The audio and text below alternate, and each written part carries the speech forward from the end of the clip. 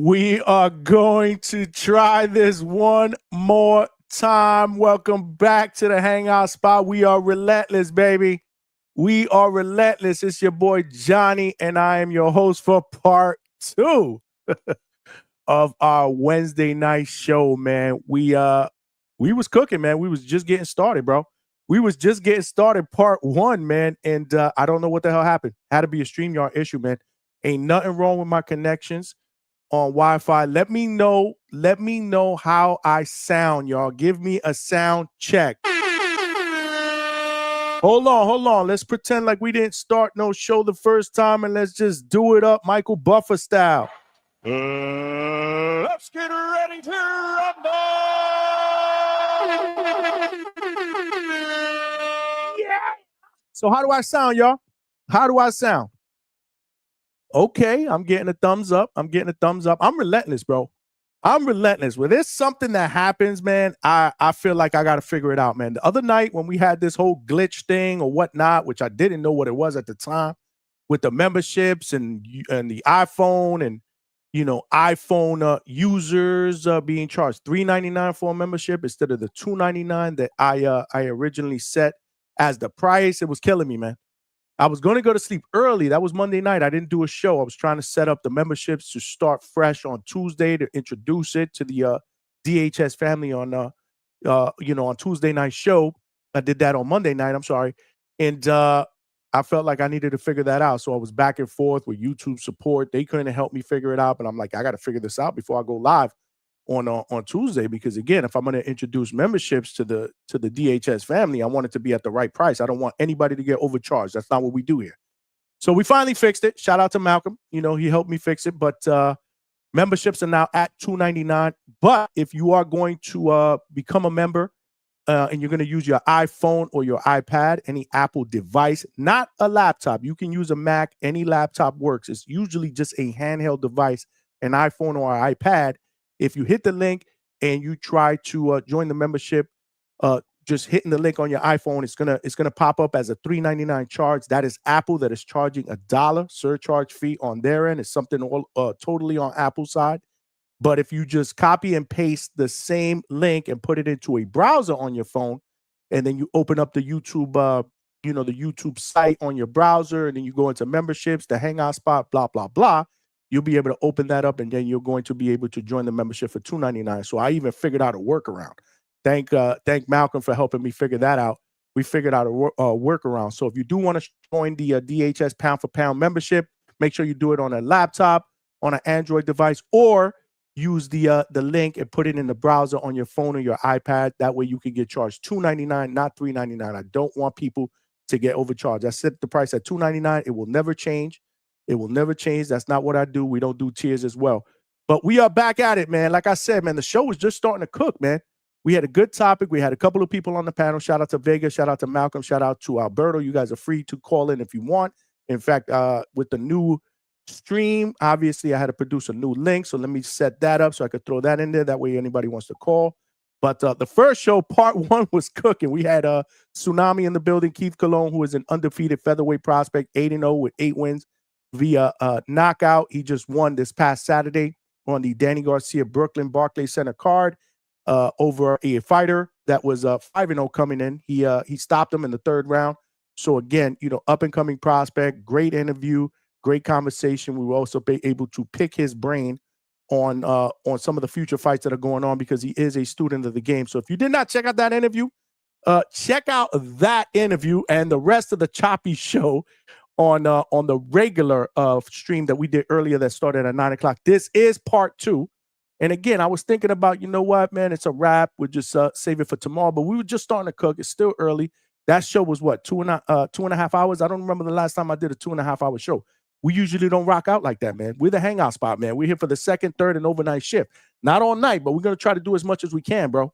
We're going to try to do as much as we can. I'm not afraid of staying up late, man. You know the deal. No, I'm not afraid of hard work, man. If you guys are rocking out with me, I am here, man. We were just starting to cook, man. Great topic. Again, what is your most the most exciting round that you've ever seen in the history of boxing?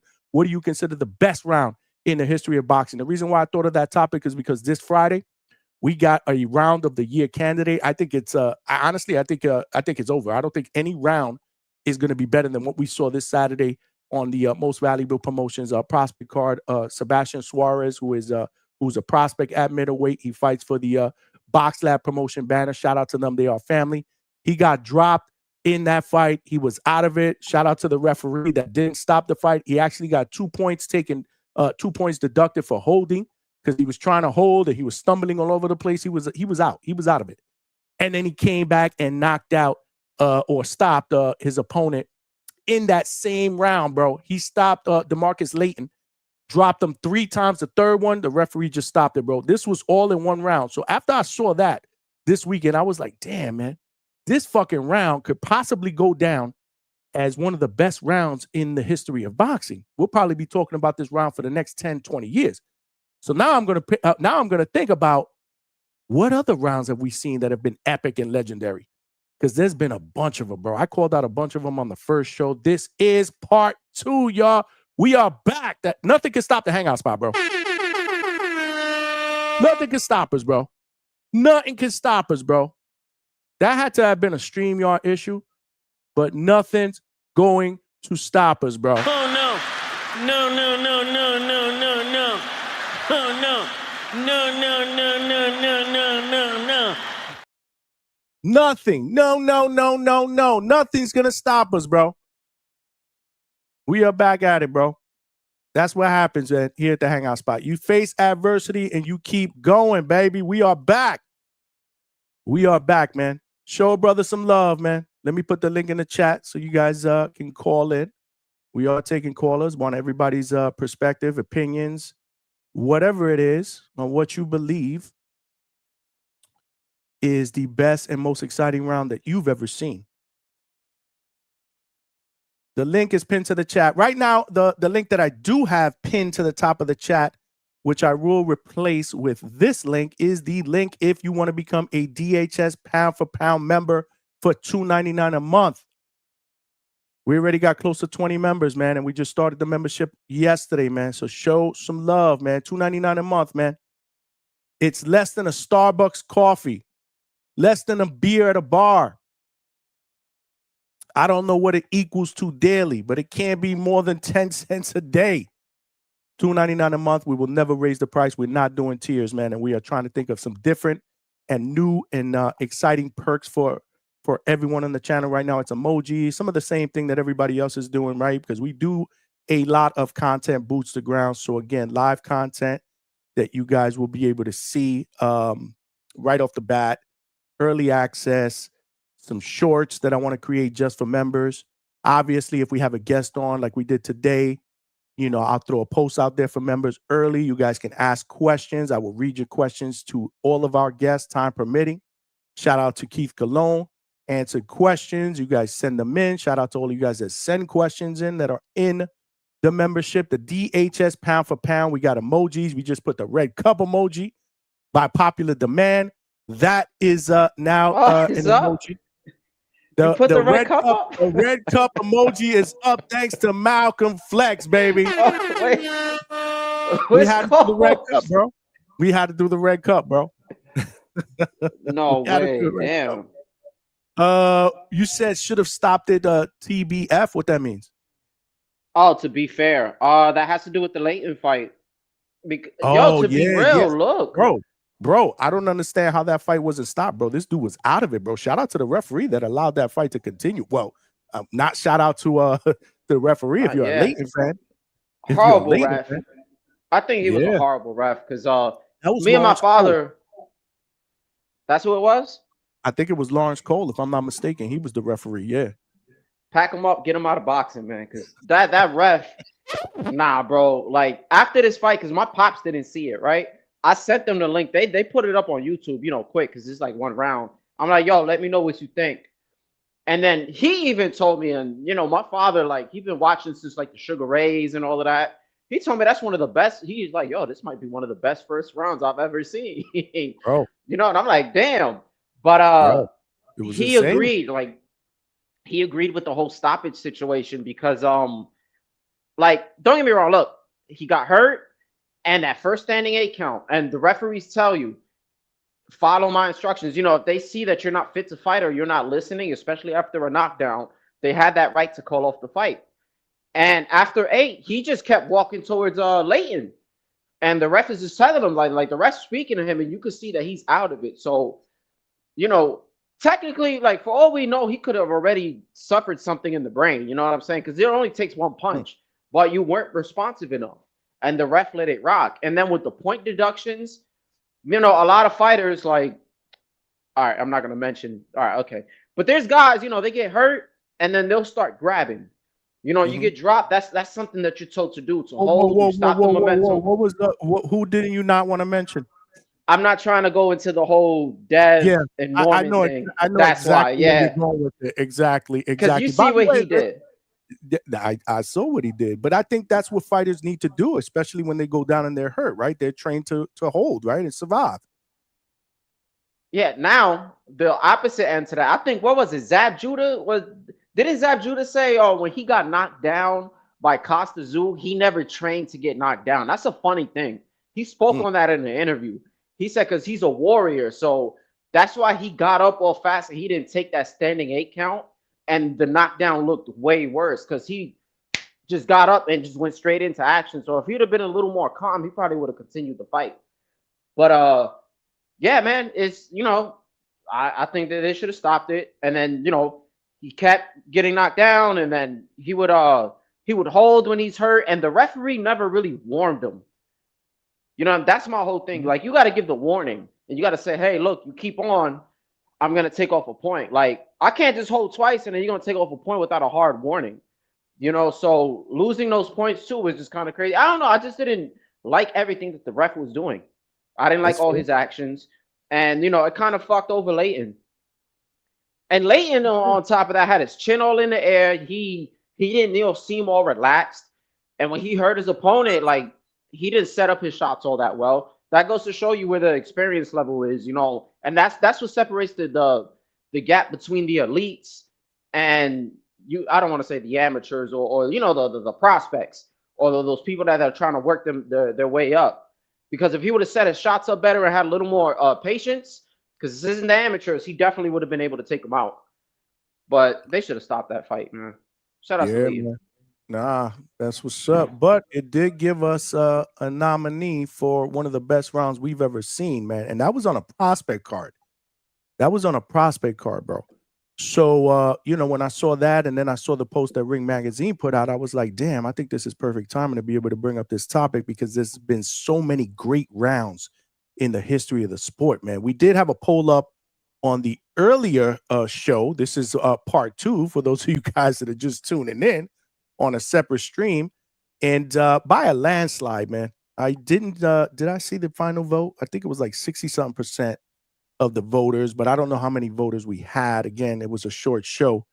Had Hagler and Hearns round number 1 as the best and most exciting round that they've ever seen, which is very, very hard to top. But bear with me, y'all, because there's a ton of other ones that I brought up on the first show. So if you are just tuning in, buckle up, baby. We ain't going anywhere, bro. This is part 2. Show a brother some love. Malcolm is here on the check-in. Where is Alberto and where is Vega? We need them back on the panel. Vega probably fell asleep, but Alberto's out there somewhere. I know he is. We need him back on the panel because we were just starting to cook. I was pissed off. I couldn't go to sleep, bro. I wouldn't have been able to sleep. I would have tossed and turned, Malcolm. You know how I do. Yeah, you would have started arguing with YouTube. Yeah, we can't. I would have called somebody from StreamYard. I would have went on a live chat. I would have cursed them out. By the way, can I get a sound check in the chat? I know y'all said earlier it sounded good. We didn't have an issue on the panel, so I know I'm good with Malcolm. He sounds fine. I'm sure I do. He hasn't said anything. The problem was everybody that was tuning in on either YouTube or X. How do I sound right now? I need a sound check. And while you're giving me that sound check, please smash that like button. Smash that like button. We only got about 59, 60 likes on the first show. So we need at least 50 here to get to 100. That'll make me feel better. At least we got 102 shows combined is what I'm saying. Malcolm, I see you saw the red cup emoji. Oh, yeah. Lovely emoji, man. You know, I got to fix this. I got to get rid of that white background, though. I got to fix that. I do want to give a big shout out to Keith Cologne Do you have like a bomb kind of sound? Do you have one of those, or do you only got like the air horn? I got to get one. I got to get a bomb one. I got to get a bomb one. I'm glad you pointed that out. I got to get a bomb one. Yeah, I got to Could get you one. hit Let me the see if air I have horn it. for Keith Cologne real quick, man? Yeah, man. He picked Dev. He picked Dev to win. I had to line you You did up. pick that. I thought you Nah, missed that. but I was like, yo, Malcolm's gonna fucking comment or text me when he sees the playback. But you did. You saw it live. nah. What happened is after you ended the show, I went to his interview, and I'm like, you know what? I'm curious who he picked, and I kind of skimmed through it, but I heard bits of it, and I just wanted to hear that part because I'm gonna catch the rest of the interview later. And I heard him because when I first like went to it, I just heard him say, "Oh, I wouldn't be surprised if Norman knocks him out." And I'm like, "Oh, this guy here." I'm like, the nerve of Keith, man. But then I rewinded it, and then I caught that he said that he got dead by decision. And I said, "You know what? This is why I like Keith Cologne, man. Shout out to Well, that it gets guy." better. It actually gets better. It gets better. I don't know if I want to spoil it for you, Nah, but Coach well, Bermudez was in the chat. Coach Bermudez was in the chat. Rohan Polanco's name got brought up. I'll leave it at that. It gets better. Lord.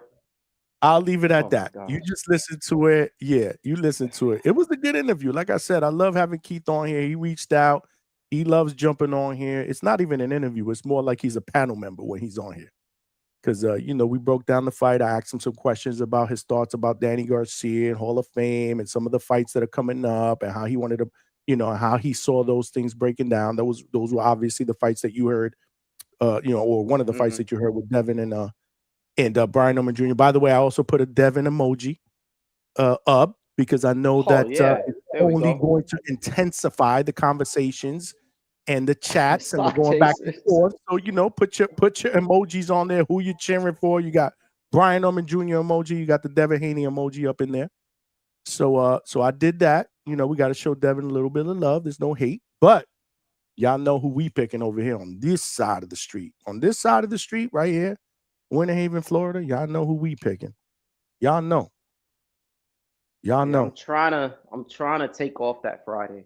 I'll set that up today just because I need to get that sleep, bro. Because if I have to work to get up and then they're starting the card at like 1 o'clock, I have like 5 hours. So I need to take like a little nap, or if not, I'll just 5 troop hours. it, man, I do 4 hours of sleep, bro. Sleep, I can't do it, bro. Listen, between work and the gym and all that, I can't, bro. If I don't get over 6 hours, my body doesn't function. Bro, I'm an old guy, man. Like tonight, we just started part 2. This is the second show. We may go a couple more hours, maybe 2-3 more hours.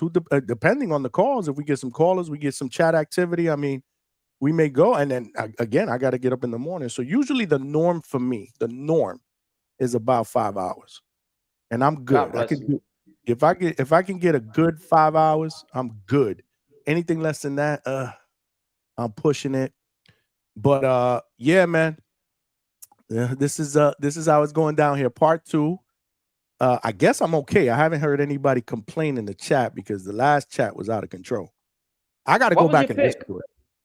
I got to go back and listen to it. My pick? Oh shit. I'll go back to the first show because it's impossible for me to pick one. So pick off the spot. Don't do that. I can't just pick. It's hard, man. There's just so many. It's like asking me, and shout out to Brim. Is that Brim? Yeah, that's biased, Brim. There we go. I'm unbiased. Believe it or not, I am unbiased. Oh, he's up. And time will prove me. Yeah, it's me. In the flesh, I've been acting the fool in these boxing streets. I'm here. Ooh, Lord, I talked about you yesterday. Did you?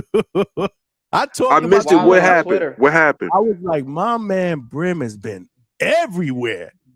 Just crashing out different channels, going after people that are rooting for Haney. Like I've seen a bunch of different clips on Twitter of you crashing out on different people on different. Well, I wasn't crashing out. The thing, what happened was I asked him a question, and before that clip, he spent a whole minute and a half before that clip started deflecting and not answering. And then at the end, I was like, answer the question, and that's where it came in. Right, and it's because he's been messing with me. Shout out to Art, man. I look forward to him making me some apparel for when Norman knocks him out. I'm gonna have him make me a specialized hoodie. You know what I mean? That's going to be the painful situation that he's going to have to go through when it's time, and I look forward to it. But the thing is, the reason why I'm going at it, because I'm getting people talking about Haney's going to stop Norman, and I'm like, bro, Haney hasn't stopped anybody since LeBron was at Cleveland, since Dirk Nowitzki was still in the NBA, and Kawhi Leonard was playing for the Toronto Raptors. Like, what are we doing here, my G? Lord. Hey, I wanted to say, I caught the because you see when you were on the show and you were talking about the whole Artman thing, I was confused. I'm like, where was this interaction at? And then the next day, I seen the whole Twitter shit. Like I seen, the back and forth.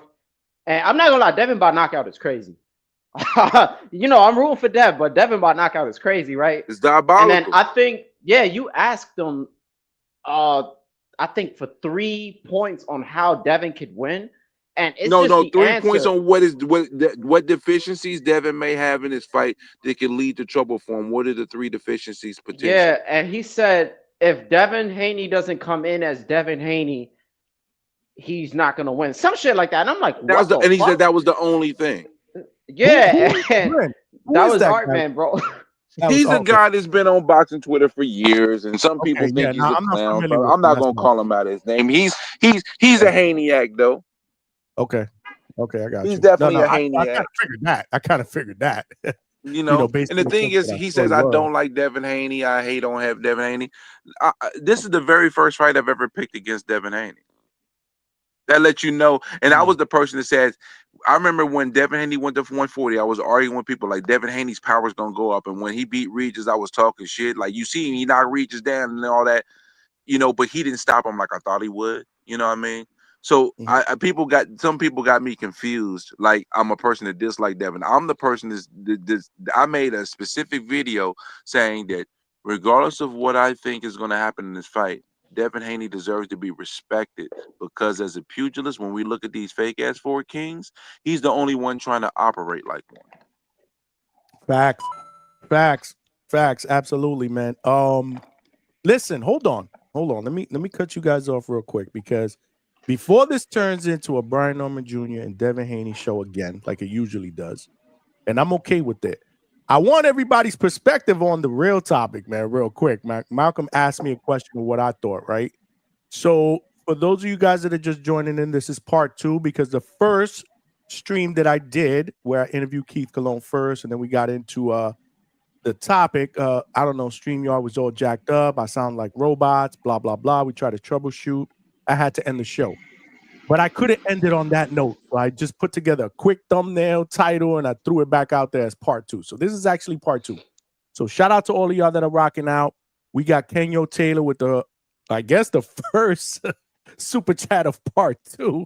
Straight cash, homie. He said Brim had one of the worst calls I have ever heard. Oh Lord. You know what that was? It's probably TVB because he's probably a Bud hater. That was based on Terrence Crawford. He's probably an extreme Bud hater. And the thing is, the call that I had when I was talking to Star and Two Tone and Ness was that I would love to see Boots and Bud fight. I would love it, but reality based, it's not going to happen because if they were to fight, it would be at 160. Neither one of them have a title at 160. So if Bud is at the very end of his career, right, and he's looking for something legacy, going down to 160 and then Boots moving up to 160, there's nothing on the line for the fight. So I'm just speaking on reality terms. And if that's the worst call you've ever heard, then Kenyo, let it be what it be. Because I think what I'm saying is pretty spot on, even though you think it's the worst call ever. But I appreciate you listening and sharing your view, and hopefully I can get better, and maybe you'll think my calls get better. There you go. We take feedback very, very well here. Yeah, I'm humble Brim today, man. I'm trying to be humble Brim. I don't want to be rambunctious, loud Brim. Jackass Brim.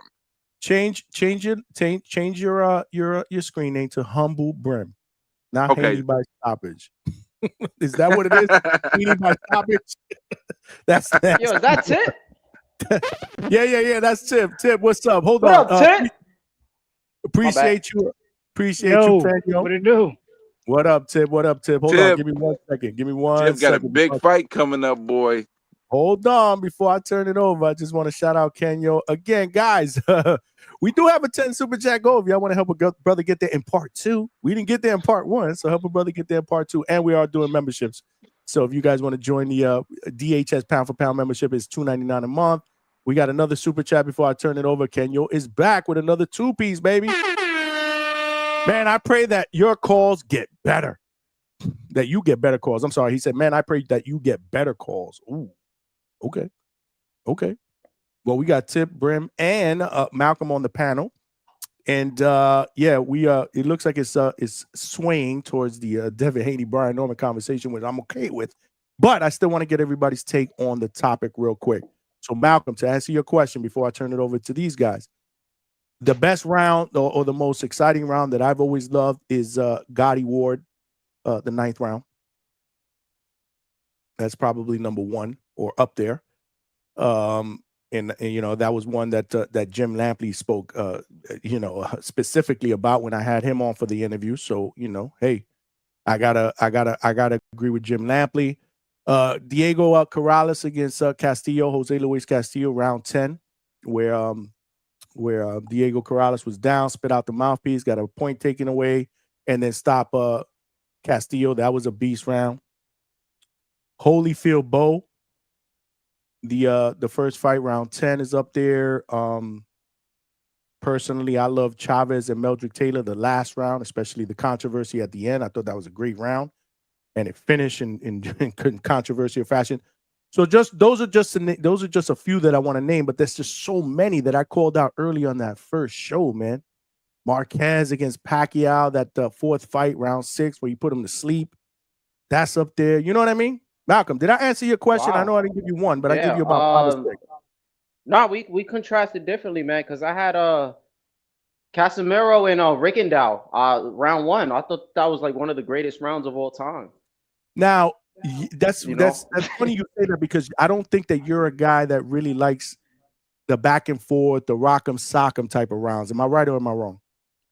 No, I had just said that. You're right, and I just picked one of the most boring fights. Like that was like one of the worst fights of all time. But yeah, I don't really like. I don't like rock'em sock'em, and I picked Marquez and Pacquiao because I felt like the 5 rounds prior. You hear me?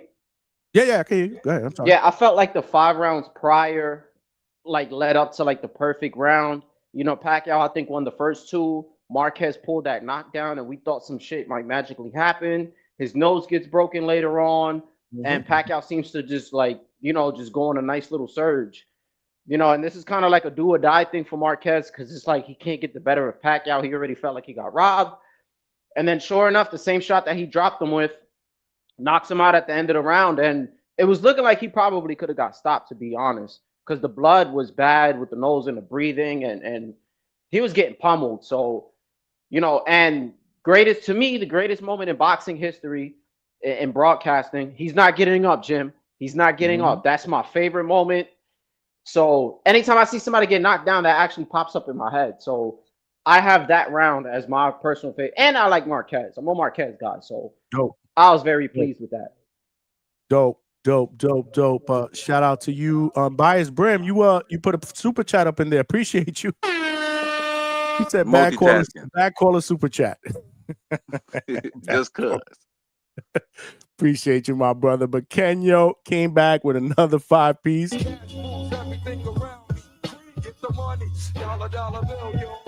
He said, anyone capping for Bud who got his name off 2 washed up fighters that did all the work have trash calls. See, I called it. Going back and he's going at you, Brim.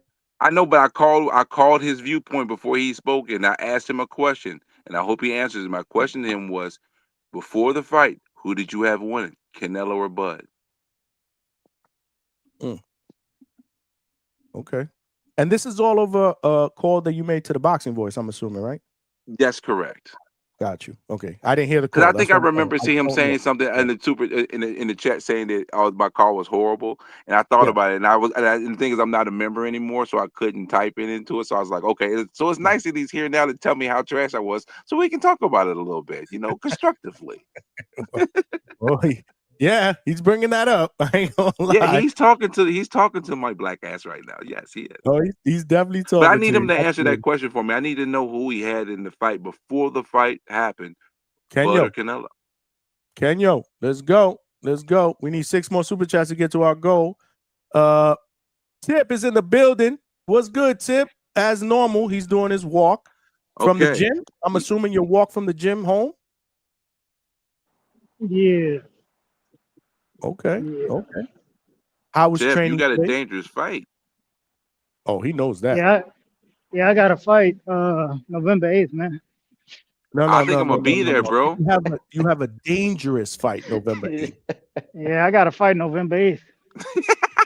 I like that. This nigga, I bro. like that. Talk your shit, Tip. See, this is what I'm talking about, though. This is the tip that I want to hear. Like, I love it. where is Tip Bayless? Who kidnapped Tip Bayless? Can we get the real Tip Bayless back, bro? I mean, I'm chilling, man. You know, November 8th. You know, November Who 8th. are you? Who He are you? focused. No games, Oh, Tip, right? but I did say Hey, earlier, man. Grim, your point. I did say that. We brought up Tip earlier. I forgot what it was. Shit. Was it yesterday or today? Anyway, regardless. It was the day his opponent was on. Was it? That was the day you crashed out of Macau too, right? Because you crashed out of Yeah, Macau that shit was. too. I did a That shit was baby crash hilarious. out because he was talking about saying anything about fighters, but I had to chill out and like okay, I'm a little bit out of pocket. And let me reel myself back in. You know, Nah, that was good. I get like that every once in a while. It was in the first. It was. We didn't even do an hour, and there was already that crash out. I was like, damn. No, that was the first like 5 minutes I was there. Then everything calmed down and we talked. But the thing when he said he's training with Buster Douglas and he had just got in the fight, I'm like, oh, Tip got a serious fight here at hand. I need Tip to be on point because when it comes to the TPB Border Wars fighters, Tip, you my favorite guy, bro. So I'm just saying. Not to mention that he's won a couple of fights in the last month and change. So he's active. Yeah, he won a couple of amateur fights. So he's Tip. See, but this is what I said. I said, you know what? Tip did a lot of talking before the Lobo fight, and obviously there was some issues with the training, right? The stamina. I'm hoping that we don't see that because he's not talking as much, but he is putting in that work. Every time he calls in, he's walking home from the gym. And you've called in a lot doing these walks from the gym.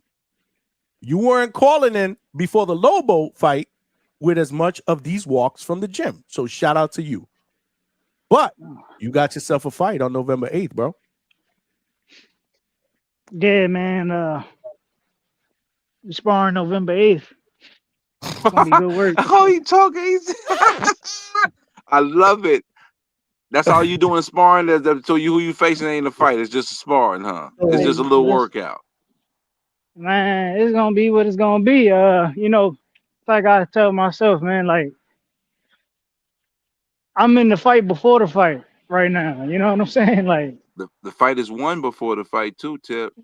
Yeah, so that's cool. He fighting. That's cool. You know what I'm saying? Like I'm focused on something else. He ain't fighting you. Yeah, you know what I'm saying? Whoa. He's not just fighting, he's winning. I think he's on a 2-fight win streak, if I'm not mistaken. Yeah, that don't mean nothing.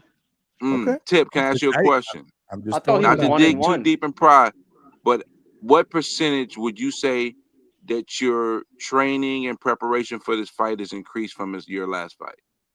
I'm gonna be way better. Can you put a percentage on it compared to the last fight to this one? I can't give you a percentage. You know what I'm saying? Like I mean, how you feel though, as you're working towards it and you're getting down to the home stretch before the fight. How are you feeling in comparison to the last fight? We at 80 right now. We got 2 weeks to close out.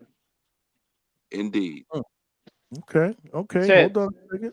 Hold on. Before you go, Malcolm, let me just read this one because this one's for Tip. Kenyo Taylor is back with the 2-piece, baby.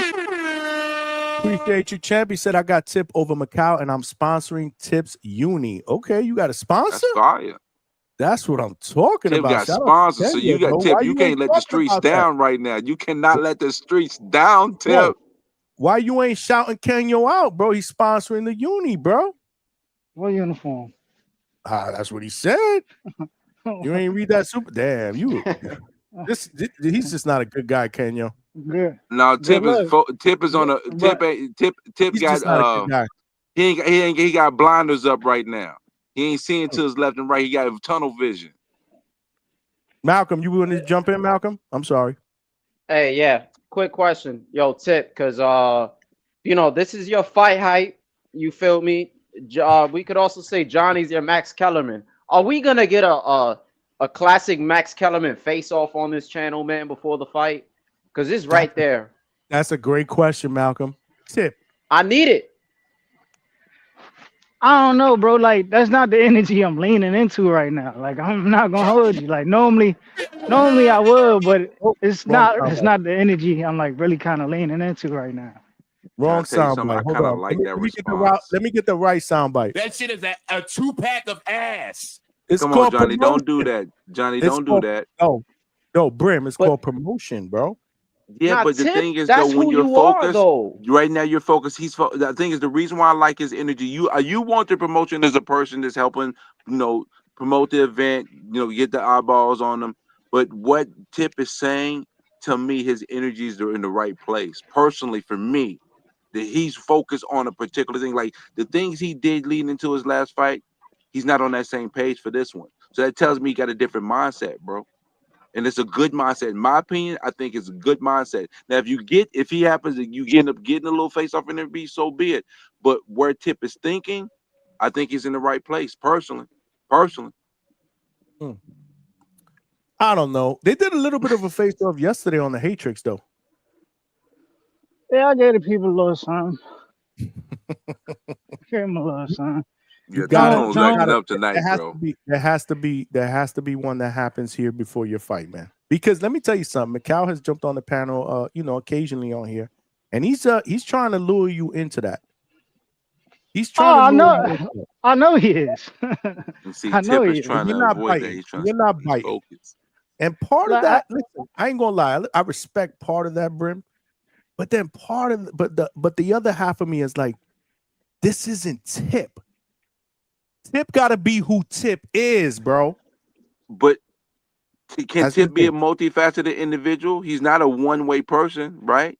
He don't do the same thing every single time, and then certain measures require certain actions to get to certain places. And so, for him, he feels like I got to be so focused on this fight that all the other stuff ain't that important to me. If it comes about, cool, but I'm focused on the task at hand, getting ready for this fight so I can do what I need to do. That's what I'm getting from it. Am I wrong, Tip? Tell me if I'm wrong. No, 100%. I like his energy, dog. I feel let down. I'm not gonna lie, but I respect it though, because I feel like Tip, like Tip, I feel like your shit has always been talking shit. Like that's you, bro. Word. No, if you got it is. Malcolm, man. I'm with Malcolm here on this one. Motion detected at back. And I was a Broner fan, so I'm gonna fuck with it. Sorry. You feel me? But if you feel like you gotta really lock in and not talk crazy or whatever, then that's perfectly fine. I respect it, bro. This is psychological warfare. Like, trust me. Like, I know what I'm doing. This is psychological warfare. Exactly. Tip ain't giving him what he wants. That's part of his psychological battle for what he's trying to do to him. Somebody called this the Tip spot. Okay. Yeah, you main event? Tip. Who's the quick question. Wait. Kenyo Taylor wants your IG. Kenyo Taylor with the 2-piece wants your IG. It's everything the same handles. Tip Bayless. There you go, Kenyo. Tip Bayless on IG. He's sponsoring your uni, bro. You better show some respect, bro. Show some love, bro. Yeah. You might have some fancy shit coming into this fight. Like, yo, this is totally a different Tip, bro. He about to come out with the Chrome Hearts. Chrome. That's what's up, man. Yeah, man, that's what's up. But I would like a little bit of promotion, Brim. I'm not gonna lie before the fight. And that's understandable, and that's fair from a person that's a fan and supports the sport of boxing and knowing the Tip that content. I'm his. And the fact that Tip is one of the more popular boxers that's in Border Wars, and he's known for talking that but he's in a different bag right now, and I think I'm understanding what bag he's in, and I respect it. I do. I don't know, man. Tip, I respect the bag that you in, bro. I'm telling you. You know what, Tip? All right. If you're not gonna be Tip Bayless and talk, what do you want to talk about, Tip? Do you want? What's your round? What's the most exciting round then? He's Tip Say Less. Wait, you said what's the most what? Say Less. Who call him Tip Say Less? Yeah, he's Tip Say Less. Timboski, man. Oh shit. So what you want to talk about, bro? Nah, I heard y'all need to call us. So I was gonna come up here. You see my handle name. I was gonna provide some NFL talk this, for a quick second. To tell NFL. y'all. Yeah, man, because y'all, we was talking Oh about man. doing the NFL thing, but What is since NFL? What is NFL, bro? National Football League. Yeah, Not for no shit. long. But I don't. The team that I formerly used to root for don't deserve to be in the NFL league, bro. They deserve to be Who, in the XFL, bro. It's not who the for long. Raiders? Nah, The he a Raiders. Jets fan. Do you feel Oh, they're gonna get a win this season? I got good news for you, Johnny, because I'm a betting man. I'm a betting man, Johnny. There is I'm a no good betting news man. when it comes to the Jets, my Johnny, brother. there is good news this weekend because the What's Jets, that? Jets, Yeah, Jets, yeah. potentially have the chance of getting their first win in Cincinnati, Ohio, against the Cincinnati Bengals. That shit is a 2-pack of ass. How can You see Believe how me, anybody Cincinnati in just what played mind? last week? believe me, man. The How Jets can anybody? defense, the Jets defense has been on par for the last 2 weeks. They are now going against one of the worst rushing offenses in all of football this weekend, with a potential quarterback change in Tyrod Taylor, who's a better passer than Justin Fields. The Jets will go in to Cincinnati and upset the Bengals. Believe me, Bro, you heard it here Mm. first, live listen, on the Hangout listen, spot. listen. I agree with Alberto. Listen, how could anybody in their right mind consider the Jets going into any game this year as a potential favorite to win? We have not sniffed a victory. We have not gotten a victory. We don't deserve to go into any week with anyone saying there's a potential they can win. We don't know how to win. We know how to lose. We're very good at finding ways to lose. There's just no way. I mean, we got a head coach Johnny, that can't even manage a 2-minute drill before the half. And Tip, you know Johnny, what's so sad for Johnny? What, Even if the Malcolm? Jets win a game, that's like him putting a Band-Aid on a bullet wound. Exactly. Just lose out, bro. Go 0-17. Make history the right way. That's how you make history, bro. Go just roll with 0-17. it, bro. And Roll with hopefully it. the owner sells the fucking team. Have y'all not heard any of my Sunday rants?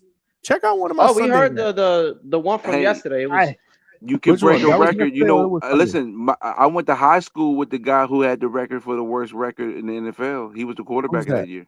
And what Dan was that Orowski. record? And what was that record? 0-16 Detroit Right. Lions. The Which means quarterback was there's Dan no Orowski. team. I went to high school with him. Right. But there's no team in the history of professional NFL football or whatever There's that's ever gone went 0-17 right? because there's only been a couple Exactly. seasons. Exactly. I'm so let's keep surprised that right to the now that team. my team is doing pretty good. I'm a Bears guy, and they doing all right. 4-2. Why Well, are they doing all right? They hired a good coach, an Brim, offensive-minded coach, the I got best good news for you. coordinator in the league.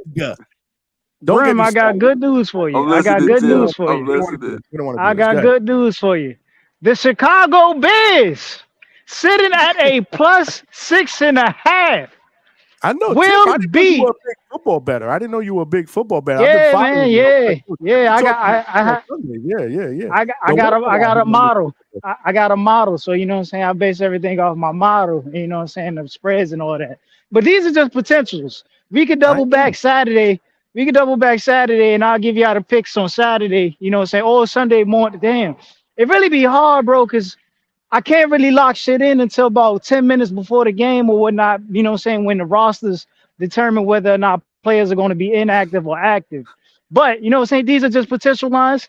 I guess just go to my Instagram or go to my YouTube channel. I'll just post the pics on either or. But potentially the Chicago Bears sitting at plus 6.5, which is insane, quite frankly, to be an underdog against the Baltimore Ravens out of That's a all the win. teams That's a in win. football, will go in and beat the Baltimore Ravens. Yeah, Respectfully, is Jackson bro. still out?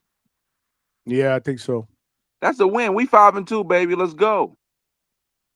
It must Yeah. be Hey, nice. could I chime in real quick? I'm about to jump Yes. off. Malcolm, So, chime in. Break this up. yeah, first thing, no. Yeah, y'all can go back to the NFL shit. You know, I don't really care about football. The first part, I'm depressed. Tip, are you the main event? I don't know who the main event is. Great question. I don't even know. That shit don't even matter. What you mean? You main event Tip, man? Come on, bro. Don't do this. Exactly the point. You know what I'm saying? It don't even matter because whenever I show up, you know what I'm saying, and I get on, that's when the views gonna go up. You know what I'm saying? All right. But yeah, bro. Shout out to you. You feel me? I hope you doing good. I hope the training's good. I look forward to the fight with you and Mikhail. You feel me? Best of luck to both of y'all. And before I leave, you know, shout out to the Hangout spot. Shout out to you too, Brim. Shout out to you, Johnny. Johnny, speak it, believe it, receive it. If Tip is saying the Jets might win, you know, just go for it, bro. And in the event that they win, no, don't record scratch. In the event that they win, no more Midwest Mafia. We're gonna keep that as mid-tier Mafia because if they lose to the Jets, that is nasty. You know, I'm just gonna leave it as that. So mid-tier Mafia, that's nasty work. Trice is not gonna be happy about that. Yeah, nah, it's because of Treats, bro. Treats be wilding with that shit. Y'all actually believing the Jets can beat another NFL team is man. The Jets are going to run the ball all over Cincinnati's defense, man. Tell you, just watch. But Fly, if they win, no victory lap. No victory lap, Johnny. What's up? What's up, Malcolm? If they win, no victory lap. I don't want to hear, oh, my Jets won. I want them to go keep this. What you talking about? All right. I hope they win every single game for the rest of the season, bro. And I don't want to hear you. Why you got to do that? Why you got to do that? Because you're being so negative, bro. You got to stick to your guns, man. 0-7 ain't nothing to be positive about with an 0-7 season so far. That's bad news Bears type shit. I'm done. You guys got to understand, man. And this is not for Malcolm or everybody. I've been dealing with this bullshit for decades, bro. Decades. You know how much money in tickets and tailgates and jerseys and all this other bullshit that I've committed to this damn shitty ass. I'm done with it, bro. And it's every year it's the same shit. And then on top of that, the owner slaps everybody in the face, all the fan base in the face by raising ticket prices. Did you guys see a post that I put on my IG the other day? There was a female that was going to the game, and then when she got to the parking lot of MetLife Stadium when they were playing, they were trying to charge her like over $100 for a parking pass, bro. Which is beyond. That's crazy. Like the team is ass, hasn't won a single game, and you're overcharging people for parking, bro. Like, what does that tell you? That this guy I'm telling you, the bullshit starts from up top, bro. The owner is trash. Continues to do the same thing over and over, rinse, wash, repeat, bro. Hire rookie defensive coordinators to coach the team, trying to things that don't work, trying to see if it turns into a different result. That's the definition of insanity. Like, no, bro, enough is enough, man. I'm done with it. This is decades of the same. Didn't he trash Justin Fields too? He trashed Justin Fields, really? Like, Justin Fields is the only problem with this fucking team, really? How about your coach, your head coach that can't even manage a 2-minute drill before the half 2 weeks in a row, which is totally unacceptable? I mean, I talk that football shit. I could break shit down, bro. Like, break shit down. But I choose not to. I choose not to. Should have been a Brady fan, man. You would have never went through this. Probably. You're probably right. Nah. But shout out to y'all, man. Shout out to y'all. I'm out of here. Malcolm, you made me mad, man, because I grew up with the Patriots being the bottom feeders, and I'm so mad because Bledsoe was never supposed to get hurt, bro. The Patriots was never supposed to be good. And who hurt him and created the Tom Brady legend? Buffalo. Yes, sir. Bullshit. It was the Buffalo. Jets, my brother. No, it was Buffalo. No, it wasn't. It was Mo Lewis from 57 on the Jets. See, how the hell you a Patriots fan and you don't know that? I'm not a Patriots fan. I hate the Patriots. Okay, I said I wish they was always trash. I thought it was the Buffalo game when he got when Bledsoe got hurt. It was Wasn't Mo that the Lewis Tuck rule? He was no. That was a playoff game. We talking about when Bledsoe got knocked out the game, and then that's why Brady ended up getting in the position. That was against the Jets, Brim. Look it up. Really? Yes, it was Mo Lewis, number 57, who was a linebacker. At that year, he actually made the Pro Bowl. He hit Bledsoe running out of bounds, and Brady came in. And it was against the Jets. Trust me, 2001. You're right. There's no way you could tell me I'm wrong when I'm you're just historian. Exactly, bro. I talk this football shit. I just choose not to. Because you don't want to talk about something so depressing. I love talking about boxing because boxing doesn't depress me. Talking about the Jets depresses me. It's disgusting. But we got Tip Bayless on the panel who likes to talk football. Until November 22nd. I'm out of here, man. Malcolm, we're gonna be overjoyed November 22nd. We look forward to seeing your face, Malcolm. Malcolm might be hiding after November 22nd. He better not hide. He might Ali be. Ali oxen free in his bed. You weren't. Did you jump on yesterday? I don't think so. No, because I was on a couple different other panels, and then I got off and was spending time with my dudes. You didn't jump on yesterday, so Malcolm pulled out a list. It had your name on it. It had my name on it. It had a bunch of other people's name on it. Alberto's name on it. And he said he's keeping receipts because he's going to start crashing out on dudes November 22nd when Devin Haney does supposedly what he says he needs to do against Brian Elmer Jr. So if the opposite happens, what's going to happen? Is he going to crash out on himself? That's a great question because I asked him that on the panel yesterday. And I don't remember what he said, but you know what? It's not even a matter of what he said. It's what we're going to see. It's what we're going to see. We're going to find out. We're going to find out, bro. We are going to find out. Kenyo Taylor with the 2-piece set Tip. I added you, so I think he got you on IG. Tip, connect with him, man. He's trying to sponsor you, brother. Yeah, that's your sponsor, man. You got a sponsor right there, bro. You need to get your shit together, bro. Kenyo Taylor is back with another 5P. Appreciate you, champ. You're also sponsoring the show tonight here at the Hangout spot. Appreciate you. This is part 2. I don't know if y'all know, but the first stream went down the tubes. It was a StreamYard issue. We had a good interview with Keith Cologne, and we started to cook and take calls. Then everybody sounded like robots. I tried to reset. I thought it was a Wi-Fi issue. It was a StreamYard issue. So I had to end the show and restart another show. This is why I entitled it part 2, because I was like, nah, man, I can't go to sleep. We still got business to cover. But Kenyo Taylor is back with the 5-piece said, I'm a Broncos fan. Can't wait to see how we do against the Chiefs. Must be nice. Well, hey, beat the Chiefs. I'm tired of the Chiefs. So Kenyo, you might hate Bud, Kenyo, but I got good news for you, bro. I got great news for you. The Denver Broncos.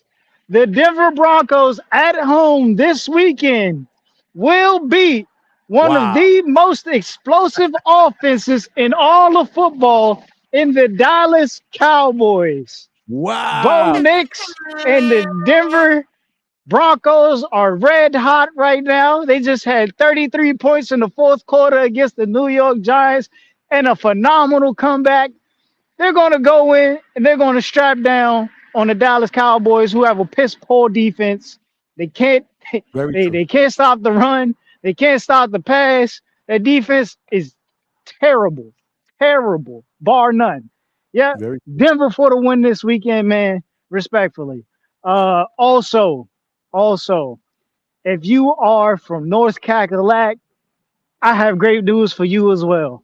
I have excellent news for you as well, because this is quite insane, seeing as though this team here went into Atlanta and then lost before their bye week, the Buffalo Bills.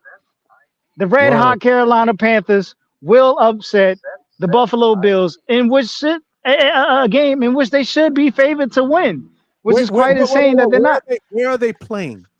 In Carolina. Okay, where they're undefeated. Yeah. That Carolina prediction Tip. That Carolina run game is nothing to play with. Rico Dowdle is having a Pro Bowl year. He is having a Pro Bowl year. Running back? Running back for the Carolina Panthers. The Bills just don't have a pass game, man. The Bills just don't have a pass game. There's nothing that can help that Bills offense, man. They don't have a pass game. I'm sorry. Carolina's going to shut everything down. They're potentially going to blow out Buffalo, bro. You know what I'm saying? They just might blow out Buffalo. Wow. But who knows? Who knows? Hold on. Wow. First of all, your boy Tim Boski said he wants you to shut up. He said, Tip, shut up. That's number one. Shout out to Tim Boski. Appreciate you, my brother. Number two, I'm a little intrigued now, Tip. I'm a little intrigued that maybe I should do a show where you co-host a football show. We got to choose a day or a time. Yeah, maybe we do something football related, right? Because there's a lot of people that's cooking in the chat with football. There's hella boxing fans that love football, including myself, Tip, Brim. Maybe we do something. I don't know. I don't know. We can figure it out. But only thing with me though with the NFL though, I don't watch it like I used to. I keep up with it. I know who's doing good. I know who's doing bad. I'm looking at highlights and stuff like that, looking at the standings. But after my dad died, that was used to be our thing. I don't watch it like I used to. But I still know what's up though. Yeah. No, Tip. No, I get you, man. I respect that. I respect that totally. But Tip be breaking shit down. Like I said, I've been watching some of his videos and whatnot. I was like, damn, Tip be doing betting and shit like that. And I break shit down. So when I first started this YouTube channel, I was doing football stuff. Picks, weekly picks, breaking it down, stats against the spread, whatever. But then it got depressing. And I was like, I got to go back to what I love. That's boxing, bro.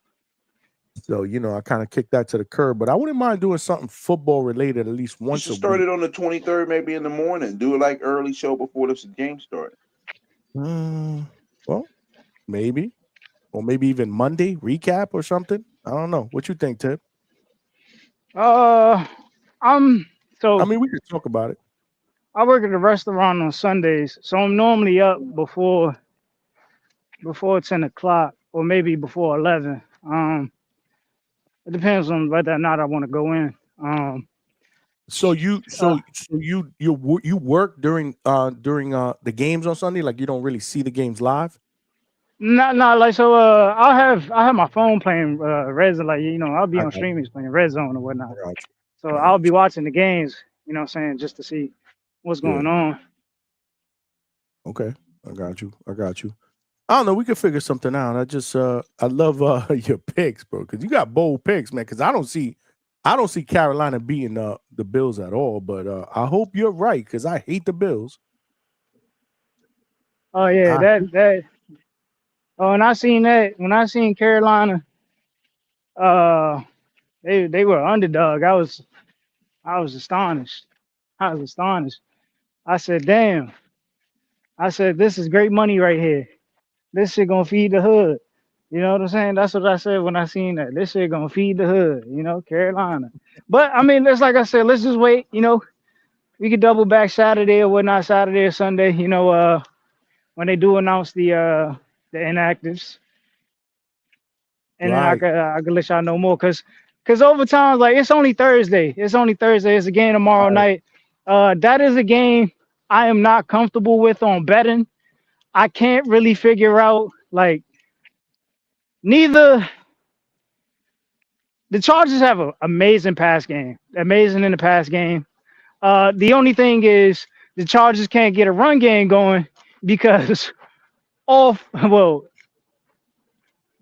the 4 Chargers running backs are currently either on injured reserve or they're just out and injured for a couple of weeks. They only have one active running back right now. The Chargers only have one active running back. Just so everybody knows, he's talking about the Chargers and the Vikings. That's tomorrow night. Well, actually tonight, because it's after midnight here on Eastern. Tonight, 8:15 p.m. Vikings at Chargers. That's the game that we're talking about. Yeah, this is this game is going to be quite interesting. The Vikings do have a good defense, solid defense, but they're still playing with a backup quarterback.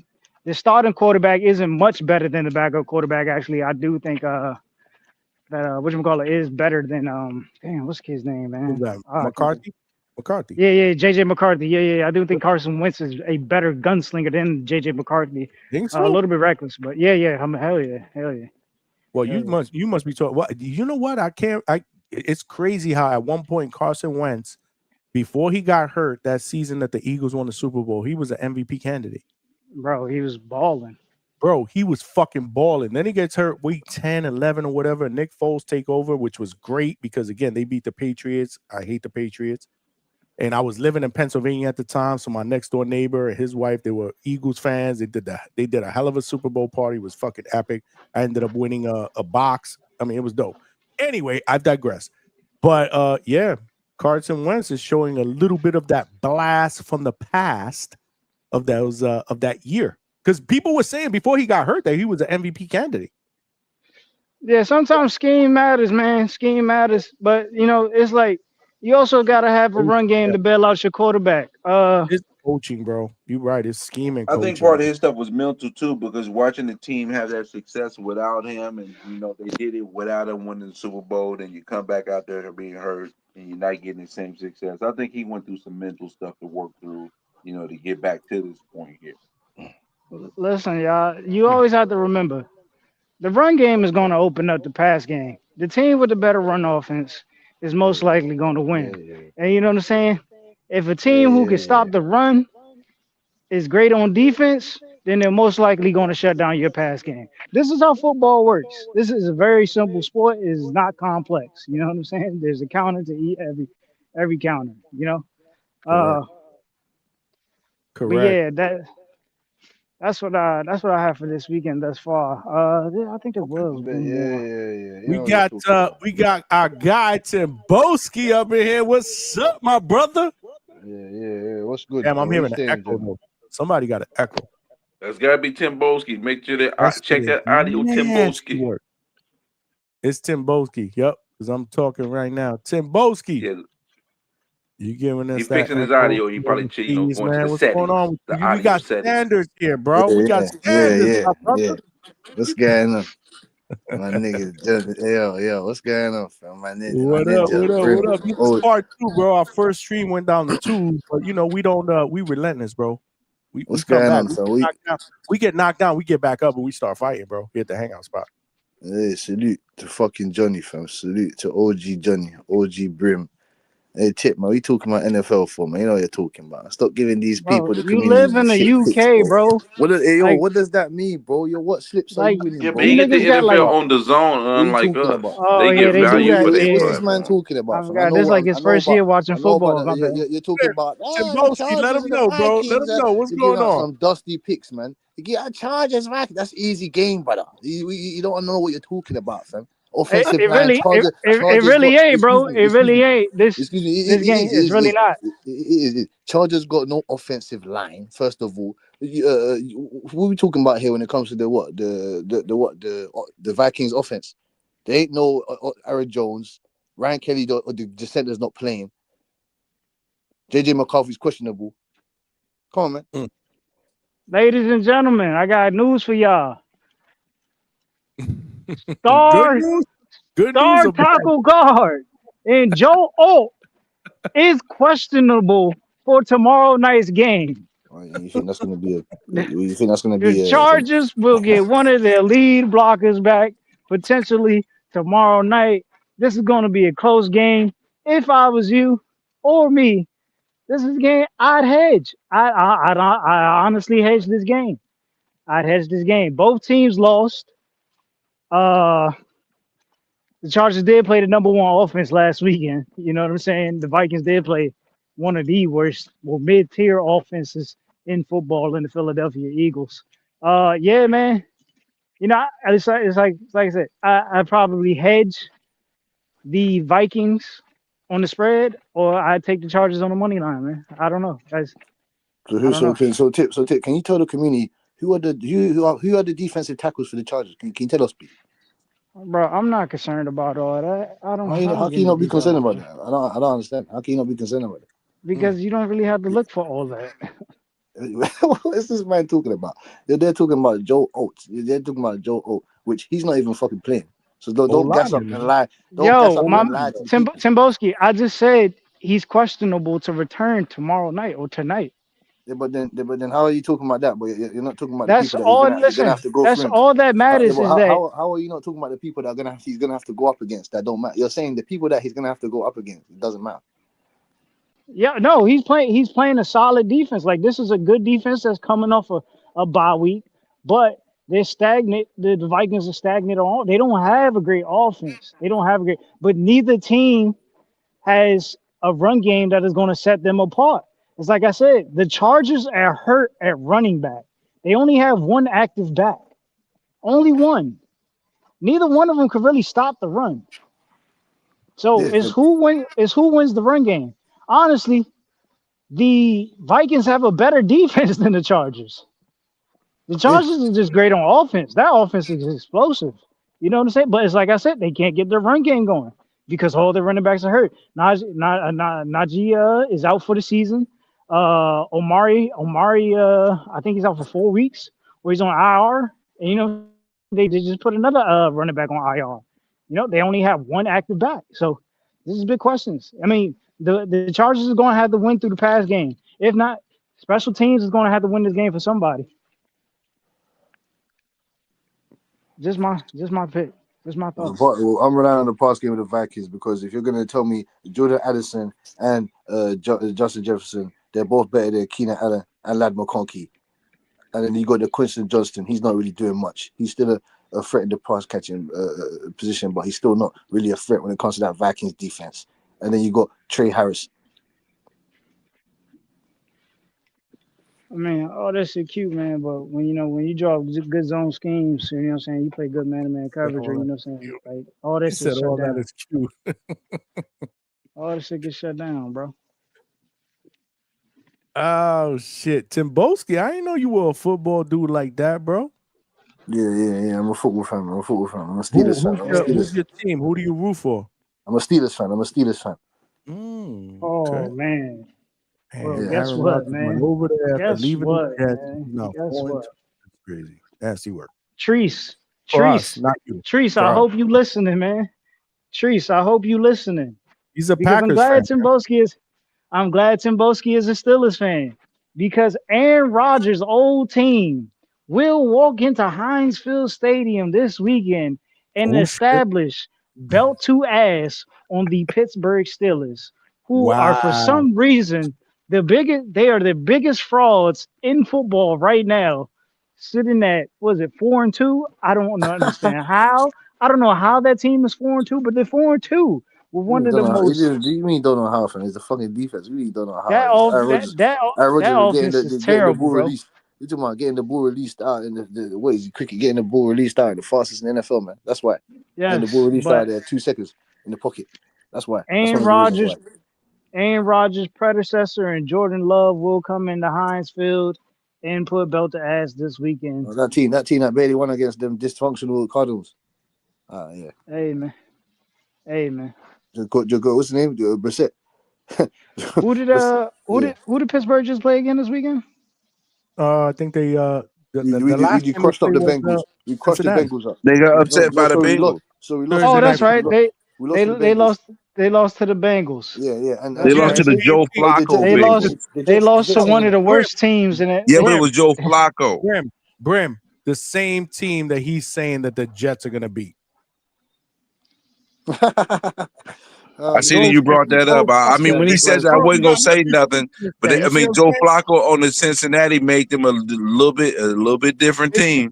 Fucking Steelers, but the Jets are gonna come in there and beat them. Like, are you freaking serious, bro? I got good news.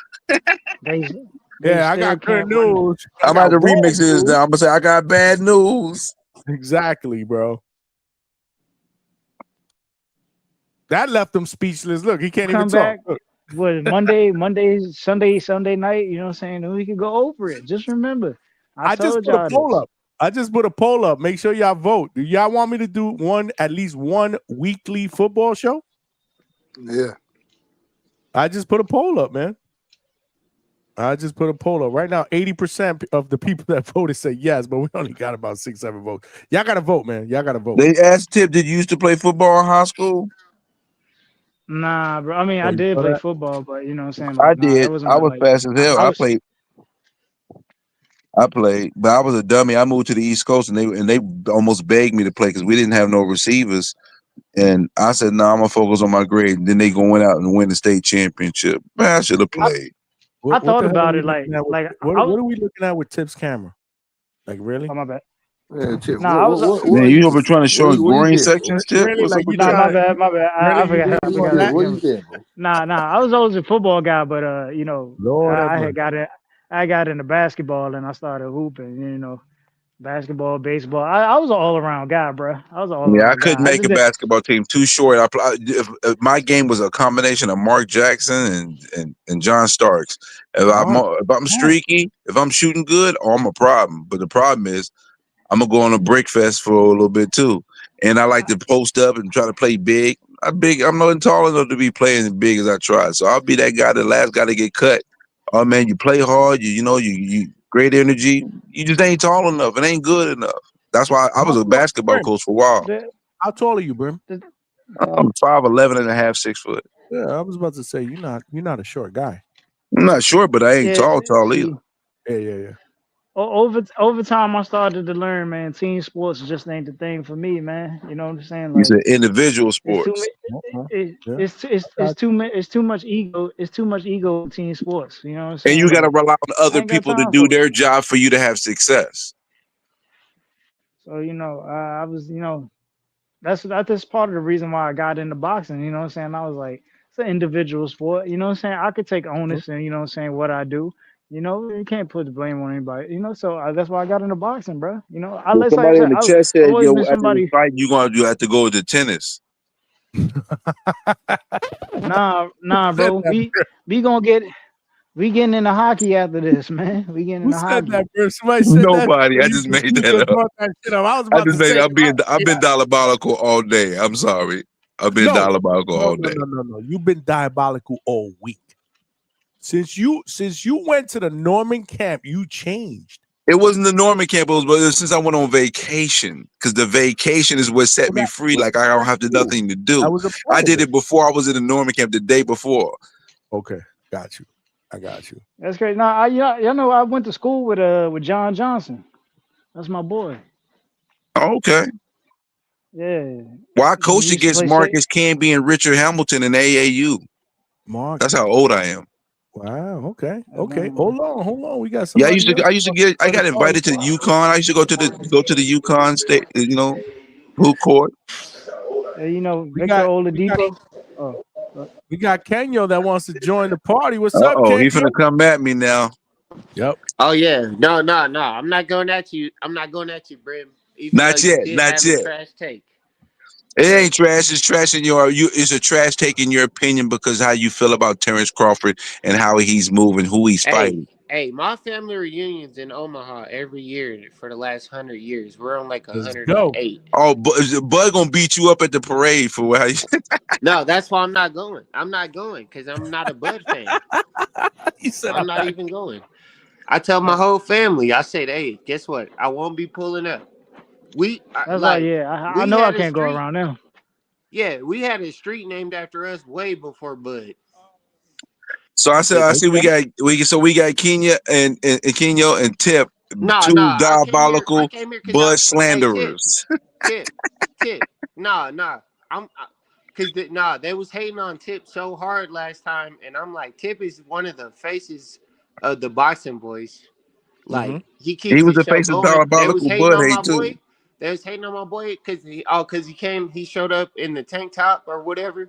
I'm like, what? Nigga, we'll get this nigga in a suit. If y'all want this nigga to be wearing if y'all want this dude wearing a fucking, a jersey or whatever, like matching boxing pants and a matching boxing shirt, whatever, we gonna get my boy in there because I had him winning the last fight. Let's go, Kenyo, my guy. Nah, for real. I had Tip winning the last fight. I watched it. I'm like, bro, that nigga Lobo got all this clout. He basically got all this clout because he got a chance to fight Tip. That's where I was at. I was like, wait a second. So y'all are just such haters. Y'all hate on TBX so damn hard. Like y'all hate on CYP. Y'all hate on the one nigga that be tricking on the hoes. Oh wow.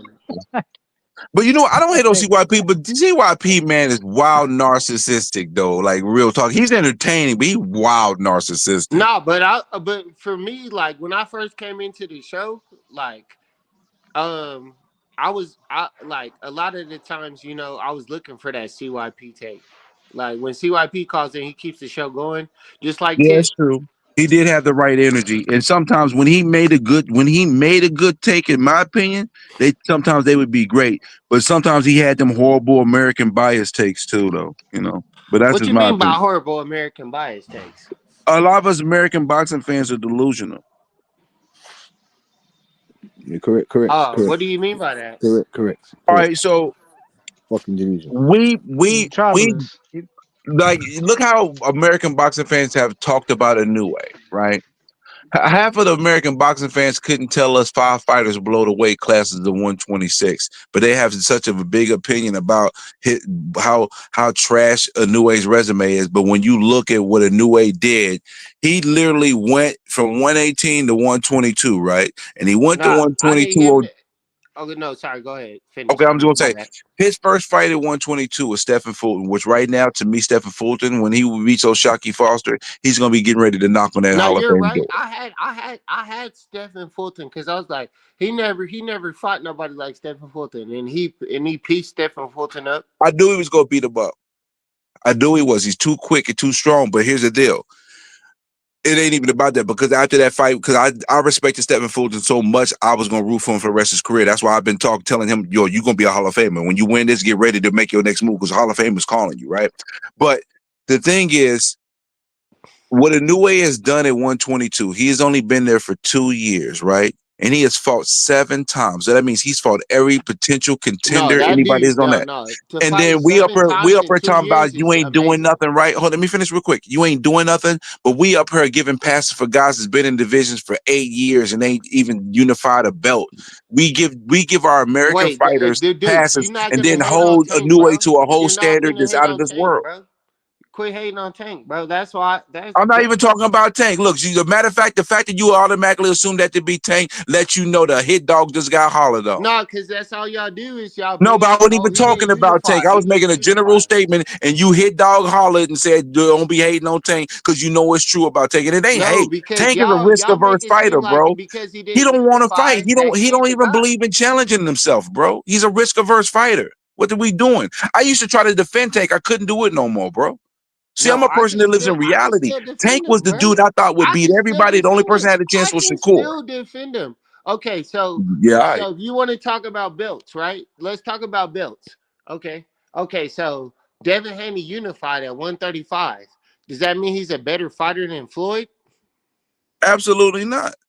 Okay, then. So I don't care about who gets the most belts or who's I've accumulated. I Yeah, got all these but hold up, belts. you're being disingenuous, and this is the reason why I'm gonna tell you you're being disingenuous. Because a lot of times the belts come with you fighting your best competition, your contemporaries. The thing is, we're In not some sitting here cases, talking about. what was okay, hold on. Cause Brim, like, I don't call in that often. So I'm just trying to get off what I can get off.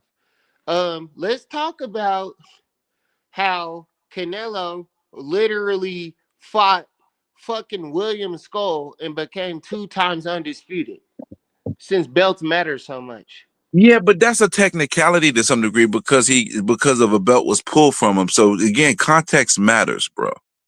All I'm saying is I'm not a very big fan of accolades, bro. I just like accolades is not one of my like when I consider accolades, I don't consider accolades meaning you're the best Okay, so because let's you have plenty of fighters. I'm gonna stop after this, but you okay. have plenty of fighters Yeah, that because have you ain't won making no belts, sense. got vacancy belts, even Tank included. Yeah, You can talk this about guy said Tank I'm or not a fan whoever of you want to accolades. talk What kind of about. sense does that But make? all these dudes get vacancy belts and they get email champions and all that stuff. So why are the belts so significant? Because you can literally be the next guy up, and then that guy moves up to the next weight class, and then you get the belt. Just because that guy moved to the next weight class. And then you can be the next guy up and actually fight the Okay. champion and beat them. So what are you talking about? That only started happening Bro, of if you recent. don't quit with your fake ass You accent, bro. shut up as well. You shut up as well. Cause Yo. I was ready to Bro, you in burn this your fake ass accent, stupid bro. ass as well. Oh my Hey, god. bro, don't Hold get on me one started. second, Don't Timboski. get me Hold on one started, second. bro. I want Don't to get ask me my good started. I was brother ready a to burn your question. ass, bro. I was Hey, ready to I'm burn gonna you up. I one, was ready y'all. to burn One by you up. one. This ain't the. bro, One what by is You your one, talking y'all. about, you madman? I'll finish you on sorry, this thing, you Hangout. know. Sorry, Johnny. I ain't gonna I'll disrespect your finish you on this feelings, thing, you know. but I'm finna get. one I by just one. want to One say by this. one. Can I'll y'all finish you on this send thing, me? brother. Hey, Let him finish. Timboski, give me your email so I can send you some tea and crumpets. Hey, send me your email. Send me your email so I can send you some crab cakes and some bologna No, we don't sandwiches. need crab cakes over So, here, bro. so No, I'm saying we know what you eat y'all eat bologna over though. there. They eat What y'all barbecue. call You it? eat bologna though, right? Hey, You eat you want bologna. some? What You you eat want? Some bologna though, French right? fries? What you You call eat them? bologna though, Chips? right? You eat You call bologna them though, right? chips, right? You eat bologna, right? Kenyo, You eat Kenyo, Bro, bologna, you eat bologna some chips, sandwiches. my boy. can I steer You y'all want back some in real You eat quick? chips? Hold on bologna one second, sandwiches. y'all. You eat bologna sandwiches, yeah? One by one, y'all. If y'all want it, Little one by fish one. face I'm fool, trying to man. interrupt them because I want to get back to I'm sorry. boxing and ask a I'm question. They ever get I'm on gonna each go other's outside. food culture. I've been in here, man. Kenyo, who Kenyo, the hell? check this out. If Who the we hell are strip you? away Yeah, no, I've been accolades, wasting money. One by one, y'all. Please. Kenyo, if we strip away accolades, can you confidently sit here and tell me that you feel like Tank has, in his career so far, fought his contemporaries to establish himself as one of the best when you look at it at a historical point of view? Okay, so this is why I think Tank is the best because everybody wants to fight him. Mm. Who is everybody else calling out right now? Terrence Crawford? Oh, You know that's because he's the guy that makes the money at the 135 division. You know that, right? That does not signify him being the best. That just signifies that there's a value to him.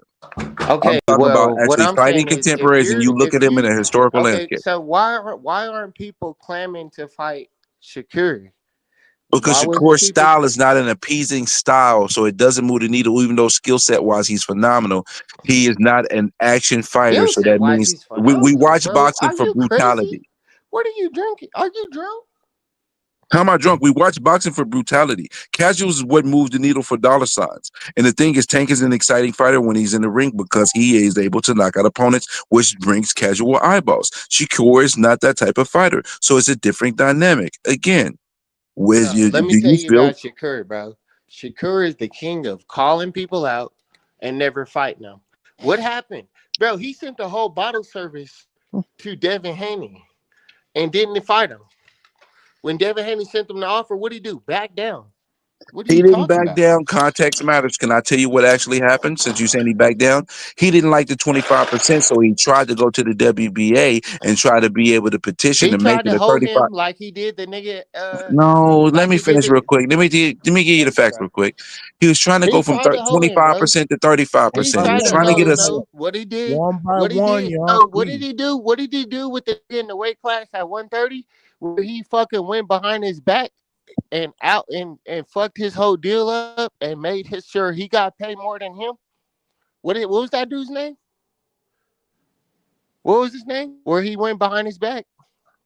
I'm not sure. The Go ahead and black inform dude. me, because I mean, because I'm not sitting here like cap for Shakur, because Shakur got his issues. I No, got my issues with it. Shakur is a hard fuck capper, bro. I can't disagree Do with you you on that really in believe that regards to he's finna overall fight picture. Teofimo Lopez at one? So do you believe that he's finna fight Teofimo Lopez at 140? I don't think it's going to happen for a couple of other reasons. It has nothing to do with Shakur because he's a free agent, and Tio is with Top Rank, and the fight is generally going to be on Turkey side, right? And if Turkey doesn't put the money, set up the venue, get all the other ducks in a row, then that may not happen. And in the fact that Pacquiao might be involved with them on the card, it's Bro, just a lot of moving parts. Shakur is a hard fucking core capper, bro. All he does is cap. Bro. I watched a video of him sending a bottle service over to Devin Haney saying, "Send me Yeah, the but again, contract." okay, you got to let me finish so you can understand factual context. Which Devin Haney gave a quote unquote offer for 25%, right? Where that money That's was all he coming from. deserved. Let me I got all finish. four belts. So Let you me believe One in finish, by and I will okay? be one, y'all. quiet But after I hold on. finish, All right, please. okay, One at a okay. Let time, me y'all. give One at me a time, please. answer me this real quick, and then I'll let you finish.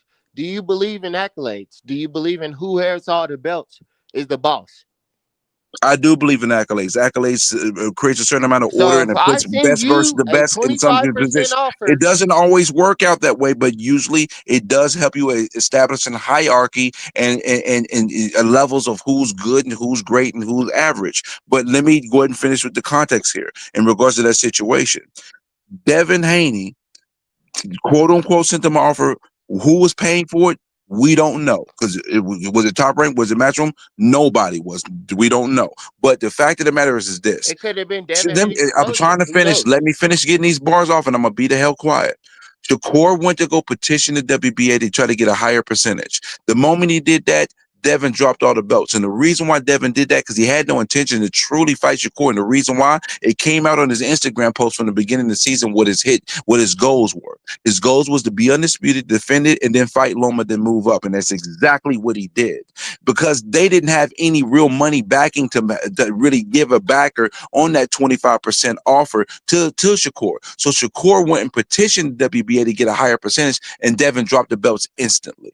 And I don't blame him for doing that because he couldn't make the weight, but Devin did not. But Devin should have just came out and said, I can't make the weight no more. I got to move up. But because how the American boxing public is and how toxic it is, he couldn't just simply do that. So he had to find a way to make it look a certain way. And so Shakur looks like a duck, looks like a sucker. Now he can move up. I'm cool.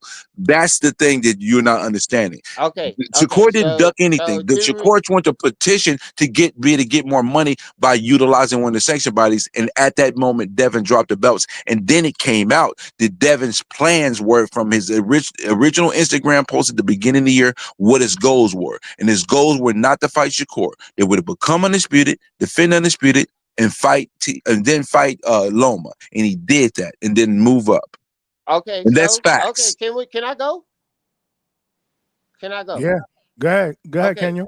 So what I'm asking you is, if Shakur accepts the offer, 25%, and what happens then? Like, okay, so we're not gonna fight because we didn't come up with the money, or what are you trying to say, bro? If Shakur would have accepted the 25%. Then we would have probably saw them fight, bro. You think what sanctioning body or what promotional company wouldn't have put the money up to watch Shakur versus Devin Haney? You're tripping, bro. That nigga backed down. He backed down. He came out and he came against the offer. Like, oh, you get a chance to be undisputed.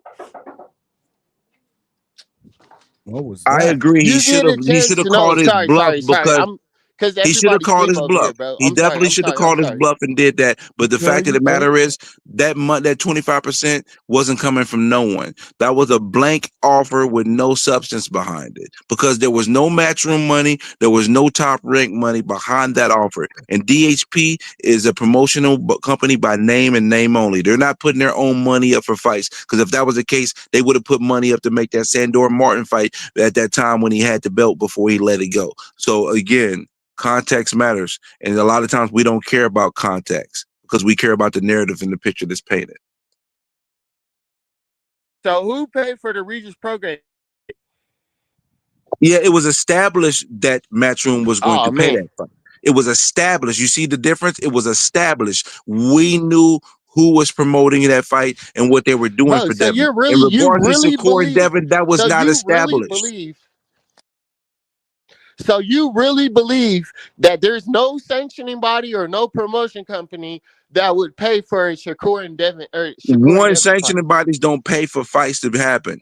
The fact of the matter is when the offer was made, there was no promotional company backing behind it. And that is a fact. That is not conjecture. Bro, if you tell me right now that you got a Shakur and Devin Haney fight, who's not going to get behind that? Listen, I can't disagree with that, but the bottom line is this. When the offer was made, there was no promotional company backing the 25% or 75% or whatever dollar amount. So where was the money coming from if you're making an offer from you directly without a promotional company behind it? There was no Matchroom. There was no Top Rank behind the offer. So again, I must ask you, they might have got behind it, and I believe Shakur should have called his bluff. But if you're making an offer with no promotional company behind it, who was paying for the fight? Okay, well, my problem is that not only in this situation, but in multiple situations, the Shakur fight never happens. And that's why I believe that nigga's overrated as a boxer. Like, he's trying to do the Terrence Crawford route. He thinks he's Terrence Crawford, but you're not Terrence Crawford, bro. You don't got hands like that. You're not beating nobody up. All you can do, like your last fight, against the plumber, nigga, that you beat a plumber up, bro. And that plumber didn't do nothing. Came out of that for that plumber. Like I fought Shakur Stevenson. Okay, but when Shakur fought that person, that wasn't the original person he was supposed to fight. The person he was supposed to fight was on his deathbed with a fake IV needle in him. Oh, that now you saying so you're saying he's lying that he wasn't in that kid, because you're talking about Kid Schofield. You're saying Kid Schofield did it look real to out? you? Did it look real to you? I mean, you got to think about what Schofield Sr. was saying. They was setting him up and they were planting drugs in his car, all the hellacious things they were saying. So am I supposed to believe him over Shakur in that situation? Turkey Sheik is that kind of guy, bro. I do. I like 100%. I believe that Turkey Sheik will set you up. So Turkey Sheik sent some people to the United States to set him up. No, they were in Rio. No, that was I'm talking about all the stuff that happened before that. Nigga, did you not see the video of Turkey Sheik going by his own fighter who got a gift decision? That is not but you act like that's abnormal. I mean, these promotional companies have been doing this for years. It's just that we hold Turkey for a different regard because he's not American based, and that's what I mean by American bias and delusion. We've been doing this for years with these promotional companies. Golden Boy has been robbing fighters, Top Rank has been robbing fighters, and PBC has been robbing fighters for years. This is nothing new under the sun. First off, okay, I never said these promotional companies don't do that. My point was, if you think that Turkey Sheik isn't doing it, then you're wrong. That was my point. I never said, oh, PBC doesn't rob people. Top Rank doesn't rob people. Oh, Matchroom doesn't rob people. I never said that. My point was that if they're all doing it and Turkey Sheik comes in the mix, then he's probably doing it too. Well, that was obviously, my point. Yeah, and you know what? I'm not going to disagree with you because Turkey Sheik, within his actions over this course of this time, yeah, he's putting in great fights and big money fights, and all this is great and fine and dandy. But he is operating no different than other promotional companies. Bro, Remember, he told us this event was going to be free, and now we're paying $60. So the cap just continues. It's just a dirty boxing game. He told Bivol not to fight David Benavidez. No, Benavidez wasn't playing ball with him. Bro, but you got to understand the context. WBC was screwing Bivol for years. They wouldn't even let him get a chance to fight for the title because he was quote unquote supposedly Russian. They want to play political games and then let Benavidez get the title after screwing Bivol for all this time. But the only person that put Bivol on and put him in position was Turkey. So that's no difference than PPC aligning their fighters appropriately. So it's the same game being played. But the difference is we had a sanctioning body actively screwing over a fighter that you're talking about. Bivol got screwed for years by the WBC, and you expect him to roll with what the WBC is doing when they've been screwing him for years? Technically, if we're going to talk about Bivol, he lost the first fight.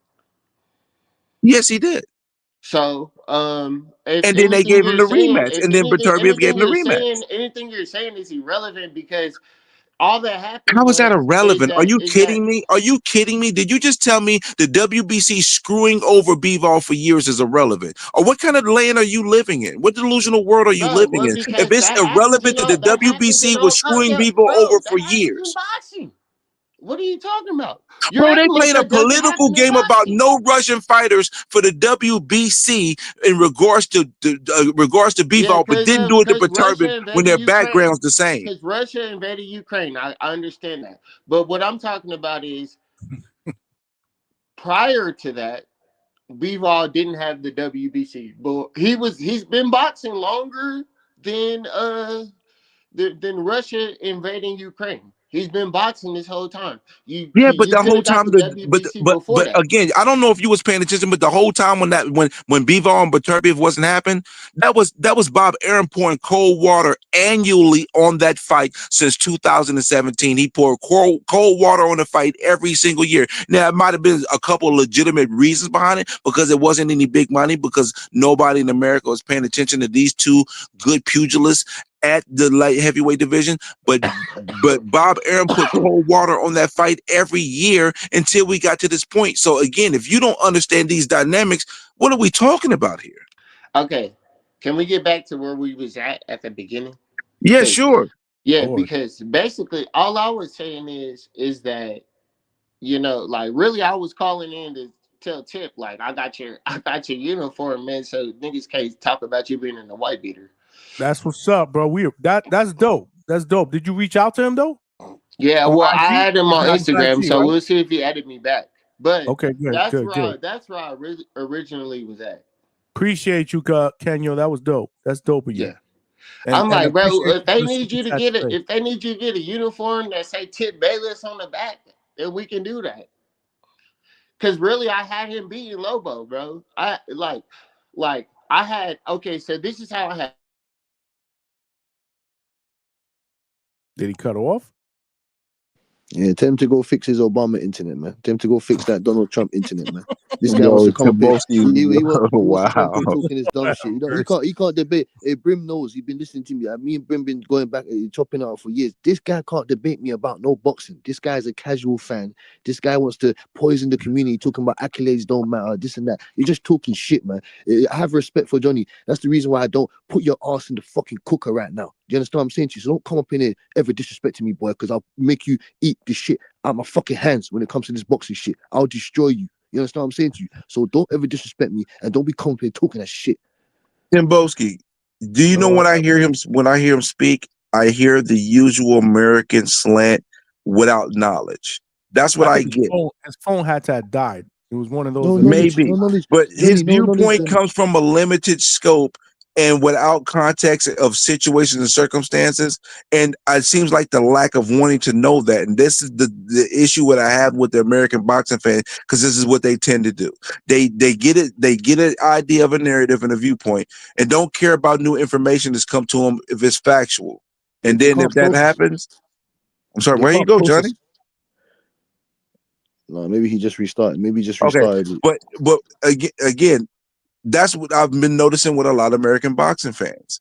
Like they talk about Bivol dropped the belts for Benavidez. No, Benavidez said he was willing to wait in line. Then he was like, no, I'm a Vegas fighter. And then the WBC did him a favor because they screwed him over with Canelo. So they said, we don't mind. We can screw over, we can go ahead and screw over Bivol because we've been screwing him over for years.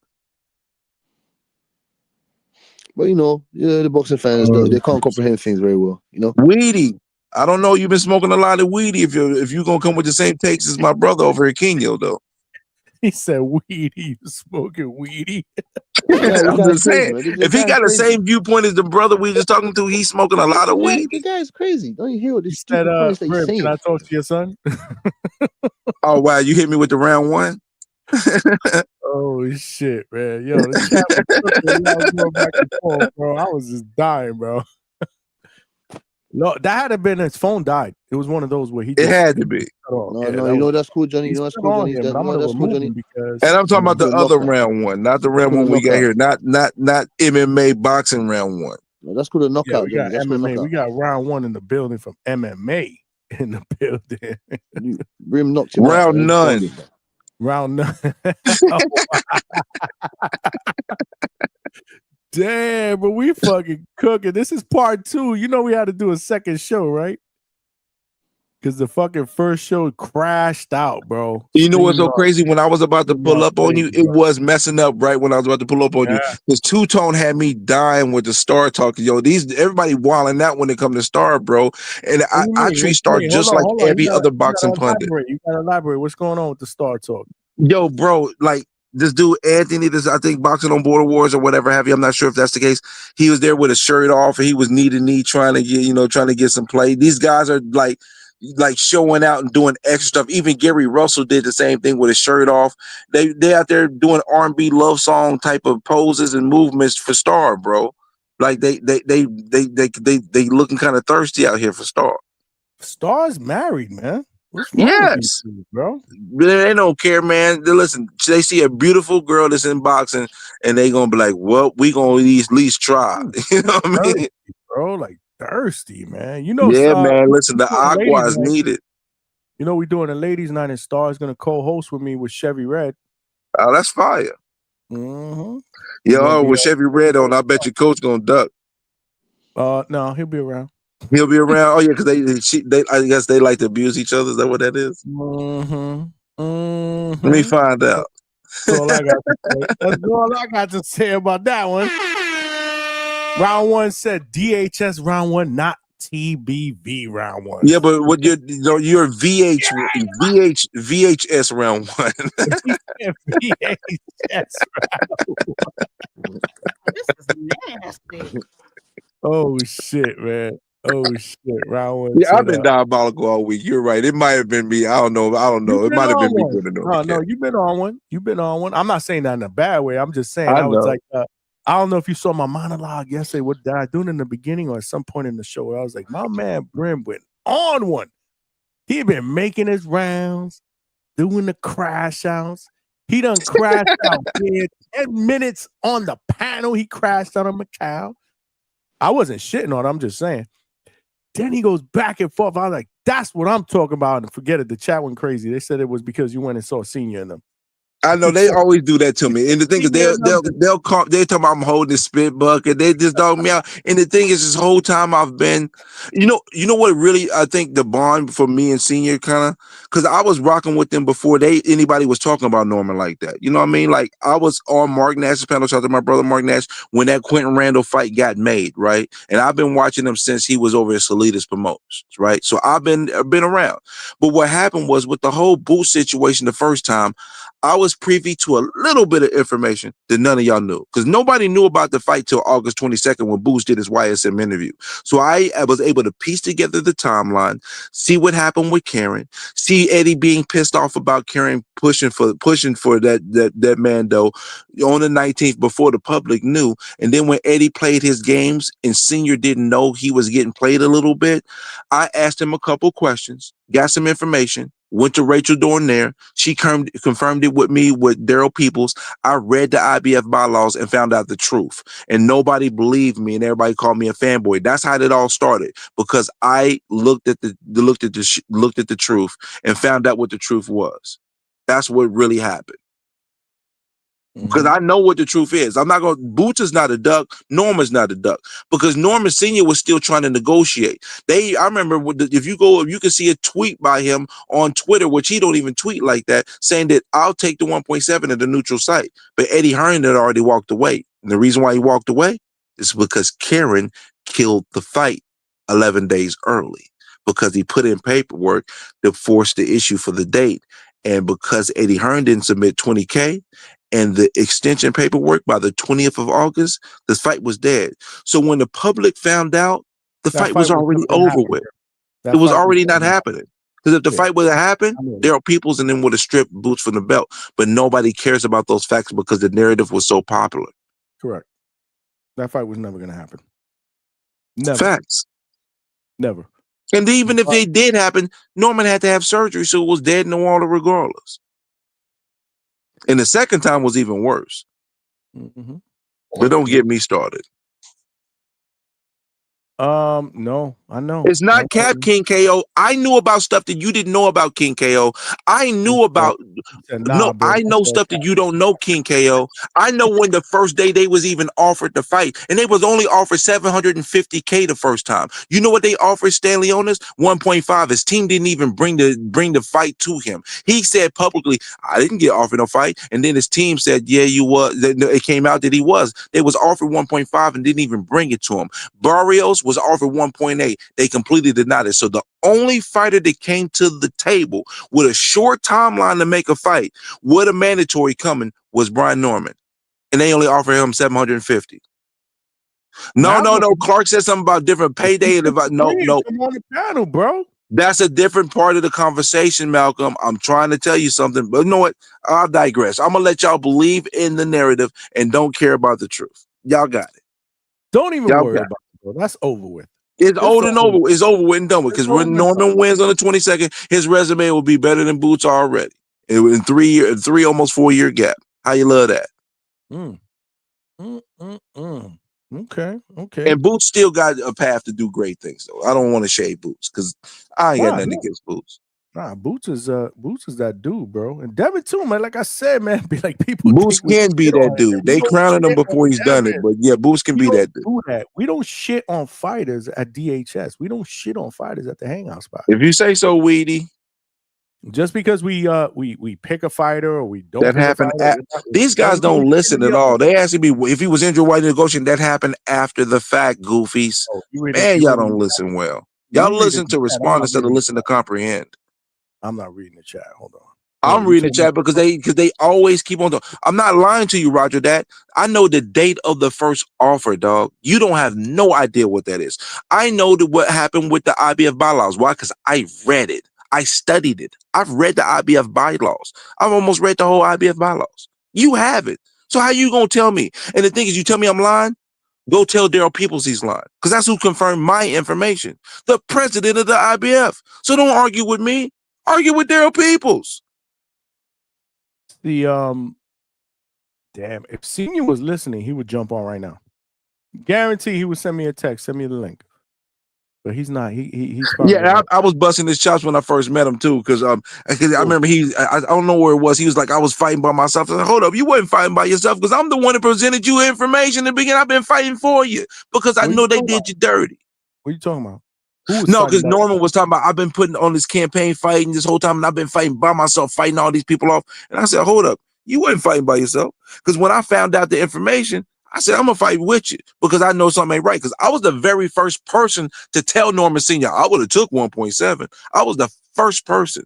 I was the first person to tell him. But y'all don't know that, though. No, that's not what happened, King KO. They were still at the negotiating table. And he walked away because he had no choice, because the fight was dead. But y'all don't care about the facts. Y'all don't care about the facts. Y'all don't. Y'all don't. And the thing is, and y'all don't even know, you know how long the negotiations was? 4 days. The negotiations were actually only 4 days, because August the 18th is when Karen submitted the paperwork. And if Eddie Hearn didn't submit his paperwork with the exemption by the 20th, the fight was dead. First offer the 18th, fight dead by the 8th. I mean, first offer 14th, fight dead 18th. 20th, no paperwork submitted. Y'all found out about it on the 22nd. That's when all of y'all found out about it, the 22nd. I already knew. And y'all gonna tell me I'm capped and I know shit that y'all don't? Please, go argue with Daryl Peoples. Thank you and drive through. He said, hold on, I gotta read something. Malcolm, you going in, Malcolm. Text yourself. I don't care if you hate me. He said, and you bullshitting? Is a drizzle on the 22nd. That shit is a 2-pack of ass. That was bars though.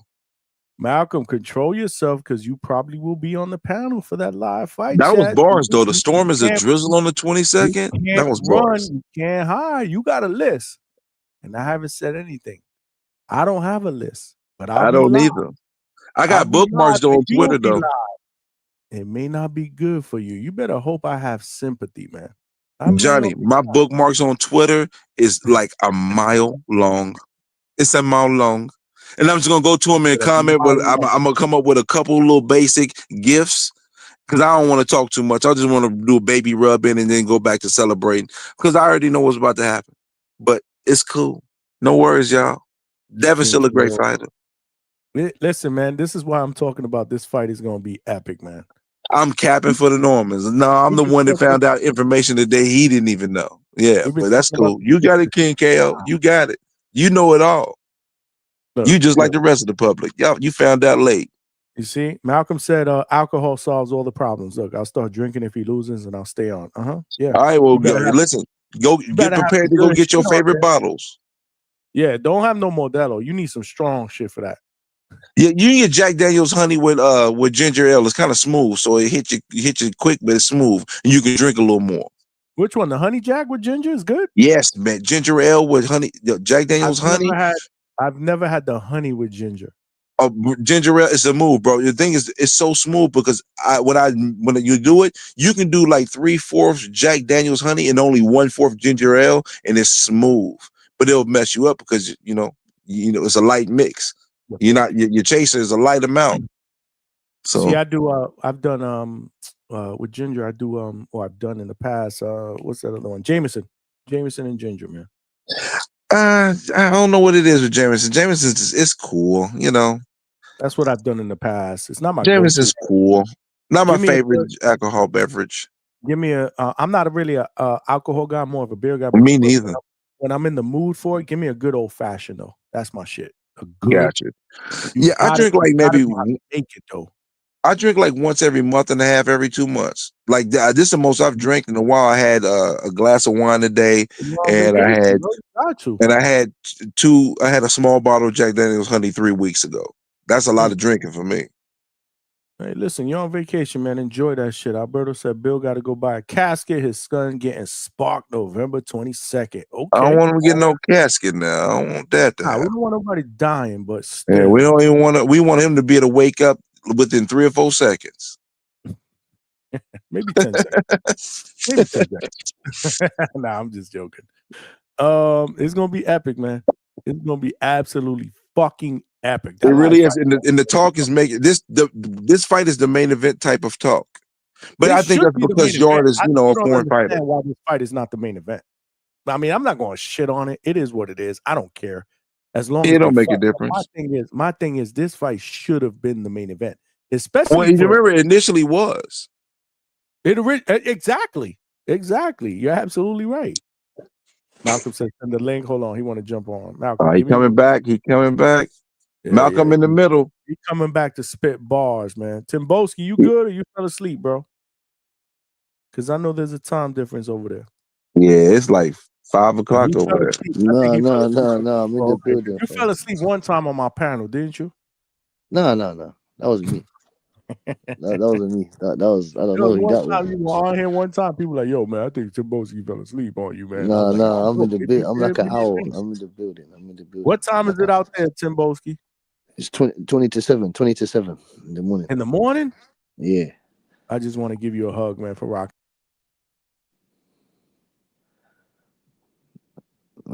Johnny disappeared. Hey, Johnny's a real G, man. Johnny's the real G. Man, Johnny, there you go. I don't know what the fuck happened. Let me find out you got Boost Mobile, bro. No, this is it's not. It's I'm using my my Mac, and then when you swipe to the side real quick, it fucking takes you out of the fucking chat, man. This is okay. This you know, I don't know. I don't play those Apple games, you know. Yeah, I do it all the time by accident, bro. I'm good. No and doubt. The sound is good. The first show, forget about it. The last half hour of the first show, we sounded like robots. I had to end the show, and then I was like, man, I only did 2 hours of change. That's not what I do. We was cooking, man. We were starting to get callers. I'm like, nah, man. So I just quickly, bro, I put a title. I threw the same thumbnail. I put part 2, and I was like, let's go live again, man. But yeah, man. We don't play, man. I'm gonna keep it quick. I'm at work right now. Hey, I'm gonna just keep this quick and short. Brim, my brother, all love. I'm letting you know, win or lose, because I'm gonna be up there. In the event if somehow, you know, the 0.1% that Devin loses, I will stay on the panel, bro. I'm gonna be up there. You feel me? And maybe I'll be off the E&J. I'll start drinking the E&J, or I'll get my little Easy cup. Jesus? Yes, sir. The E&J, the Erkin jerk.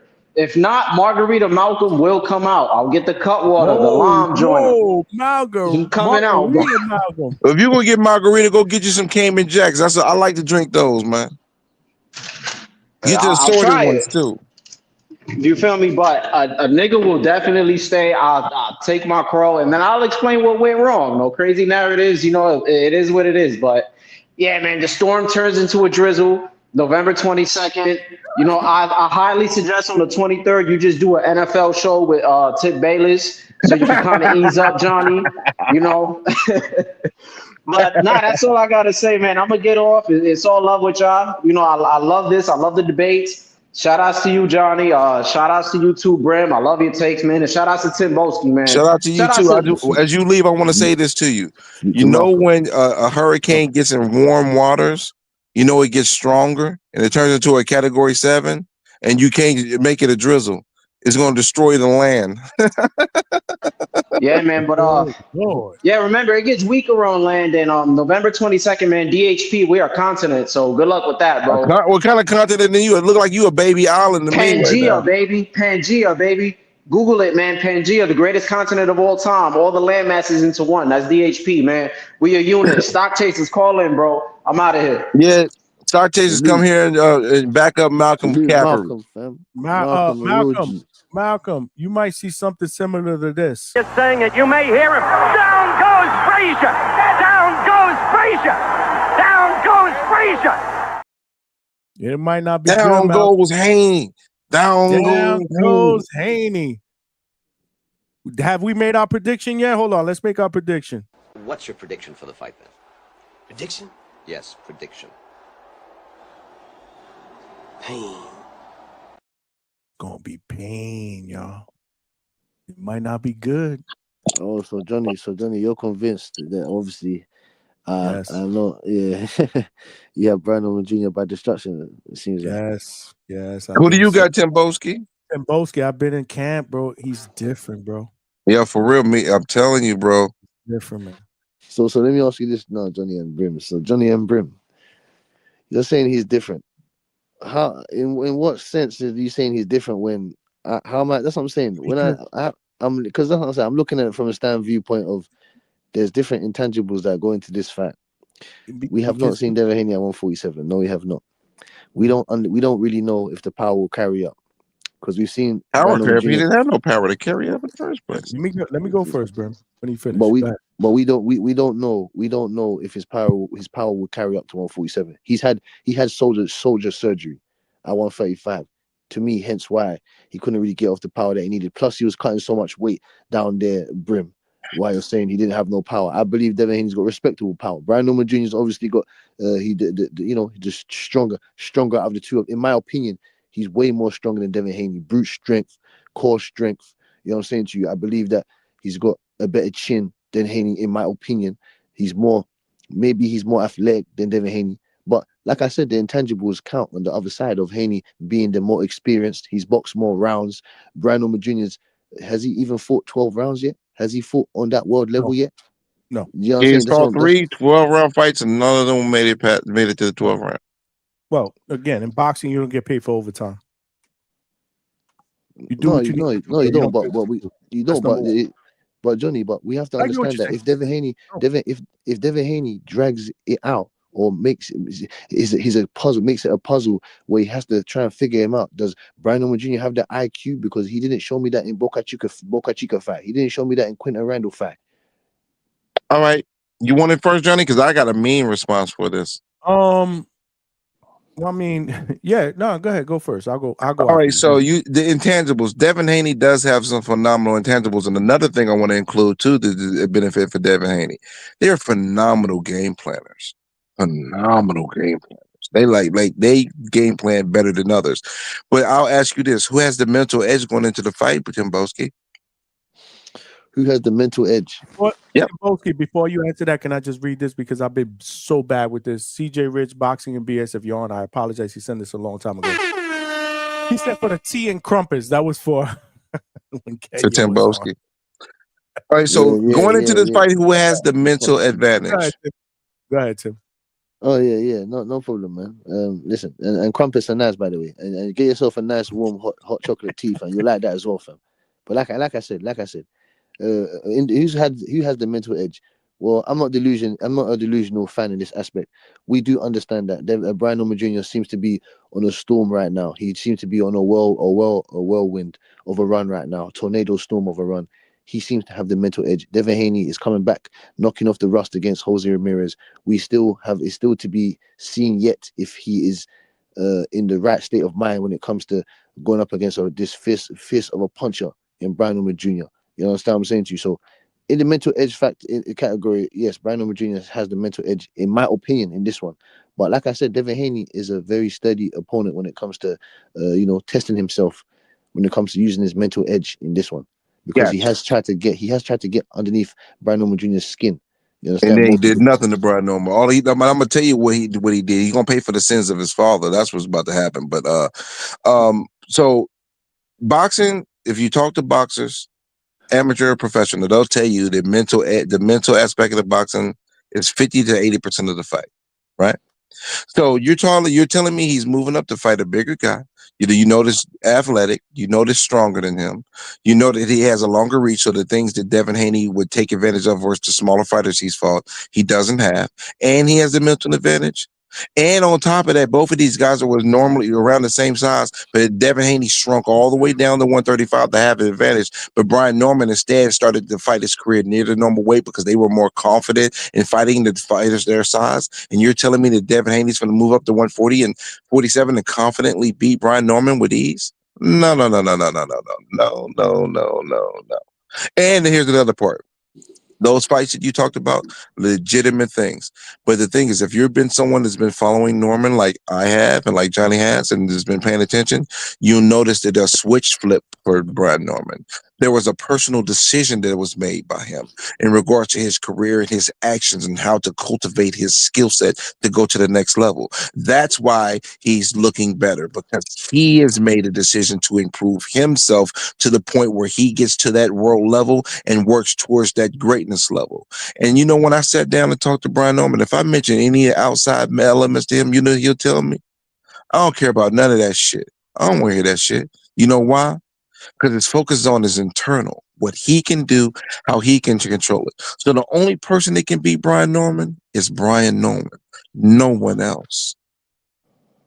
No, go ahead, Johnny. Hard for me to.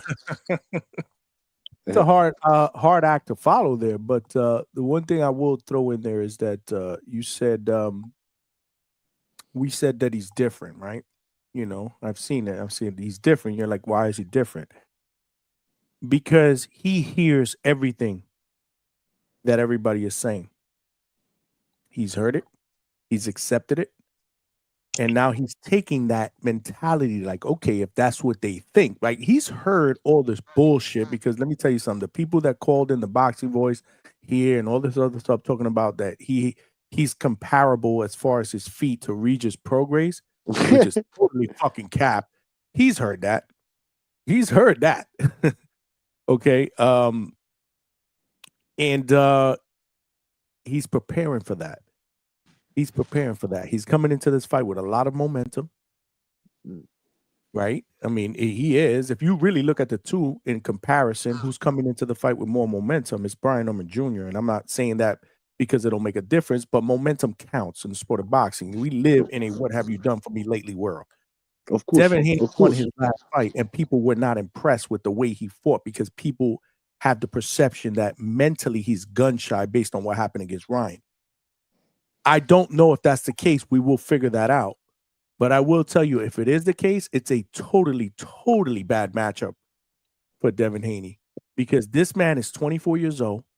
He does have good feet. I'm not saying he has great feet, but he does not have Regis Prograis' feet. He just hasn't had a chance to show it or hasn't had to show it based on the opponents that were in front of him. But now that he has an opponent where he has to show it, he's looking like he has it in training. He's 24 years old. He's powerful. He's not even in his prime, and he's a champion. And he's trained by one hell of a trainer. And again, I know I got criticism one time when I was on the Boxing Voice. I think Tim Boski asked that question one time. You called in when I was on the panel. Who would I pick as far as strategy if I had to go with? Yeah. Johnny's got a good memory, boy. That's Haney alive. What are you talking about? That's just you just being biased because Bill Haney is trainer of the year and blah blah blah. And I'm like, nah, man, I would pick Brian Norman Sr. because number one, he was in the ring, he was a fighter, and I've spoken to him about strategy. Where after the conversation, I was like, damn, bro, like this dude is like looking at shit in fights that I wouldn't even. When he watches a fight, he's not watching the fight. He's watching certain things that we don't look at as fans. And I was impressed by that. And he's been in the ring. And look at where he's brought his son, which nobody knew before the Santillan fight. So that's why I stick to my guns with that, even though Ness dogged me, callers dogged me, whatnot. They could call me a fanboy, whatever. I don't care.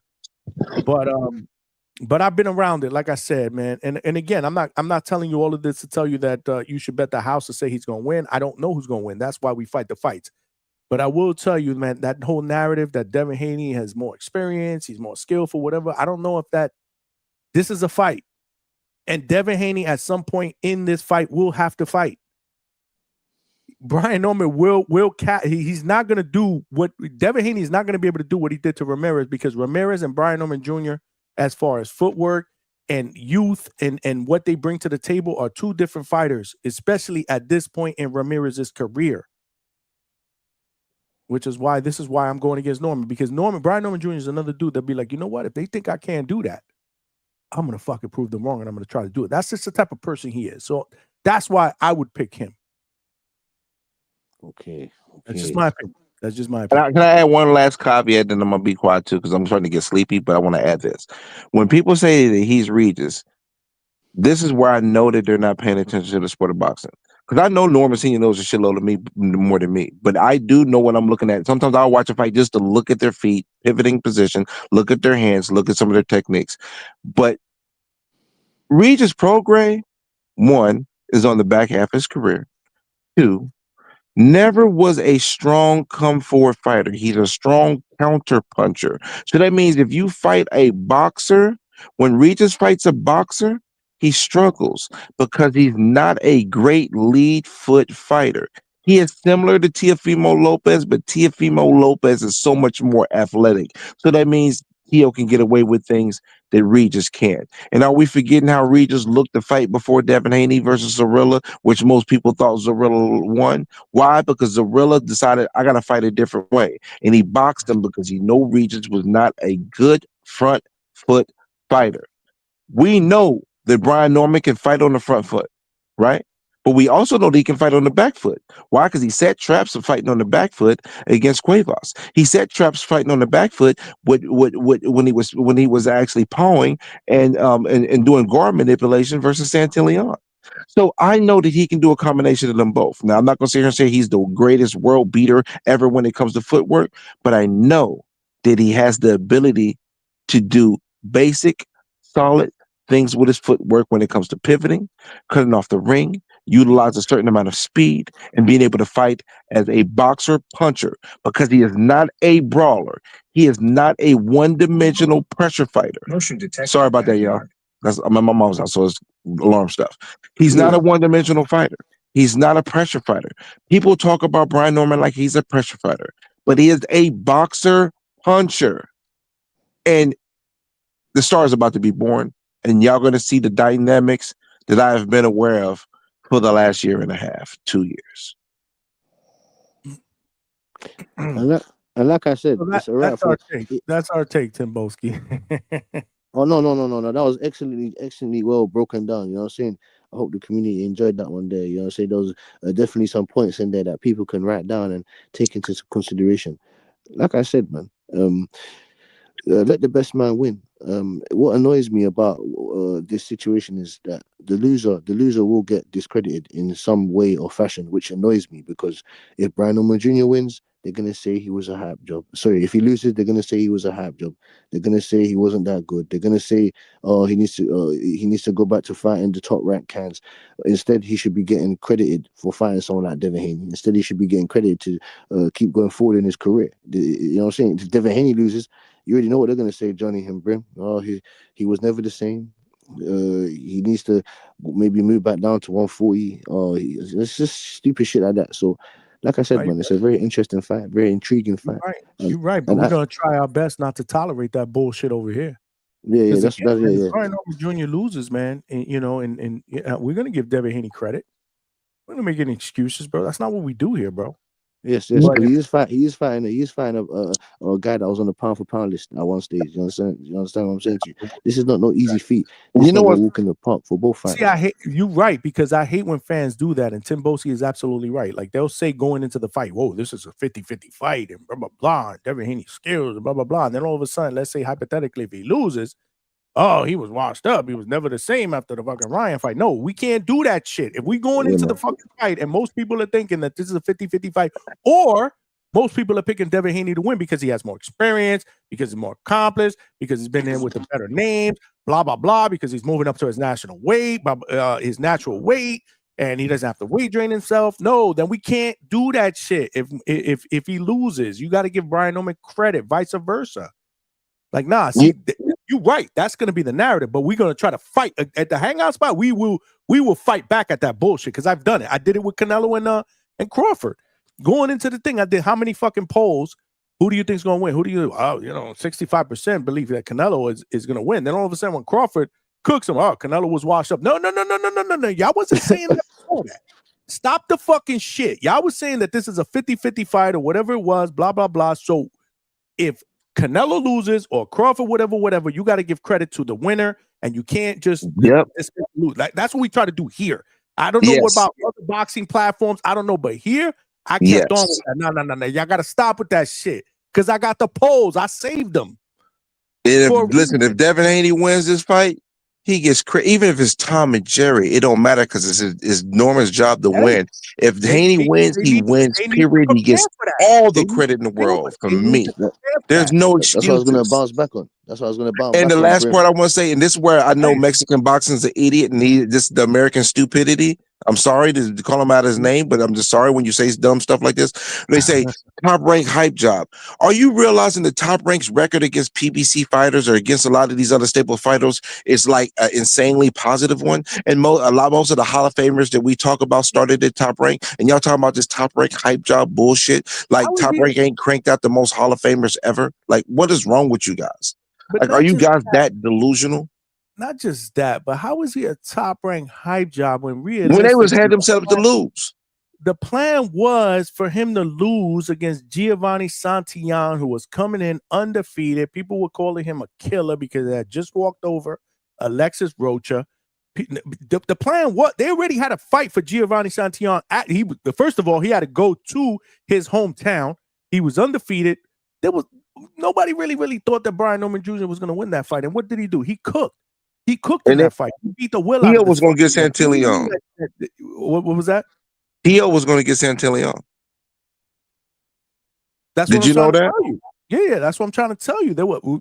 They had plans for Santillán, is what you're saying, right? Yeah, it was Tio. Yeah, exactly, bro. So but when it became Norman, Tio said no thanks. They had a plan for Santillán, not Norman. Norman ruined those fucking plans by doing what he did. He ruined those fucking plans. He went to this man's hometown and absolutely beat the will out of him when he was undefeated, coming off a big win. He put him in a body bag. Exactly. It was a knockout of the year contender. He earned his keep. And when we had him on the channel, you know the deal. After that, when he knocked out Jin Sasaki, what did he say? Well, maybe this year they'll give me knockout of the year because I should have got it last year. So maybe I'll get it this year. And if I don't get it this year, then next year somebody else is filling that motherfucking rap, but I'm getting it.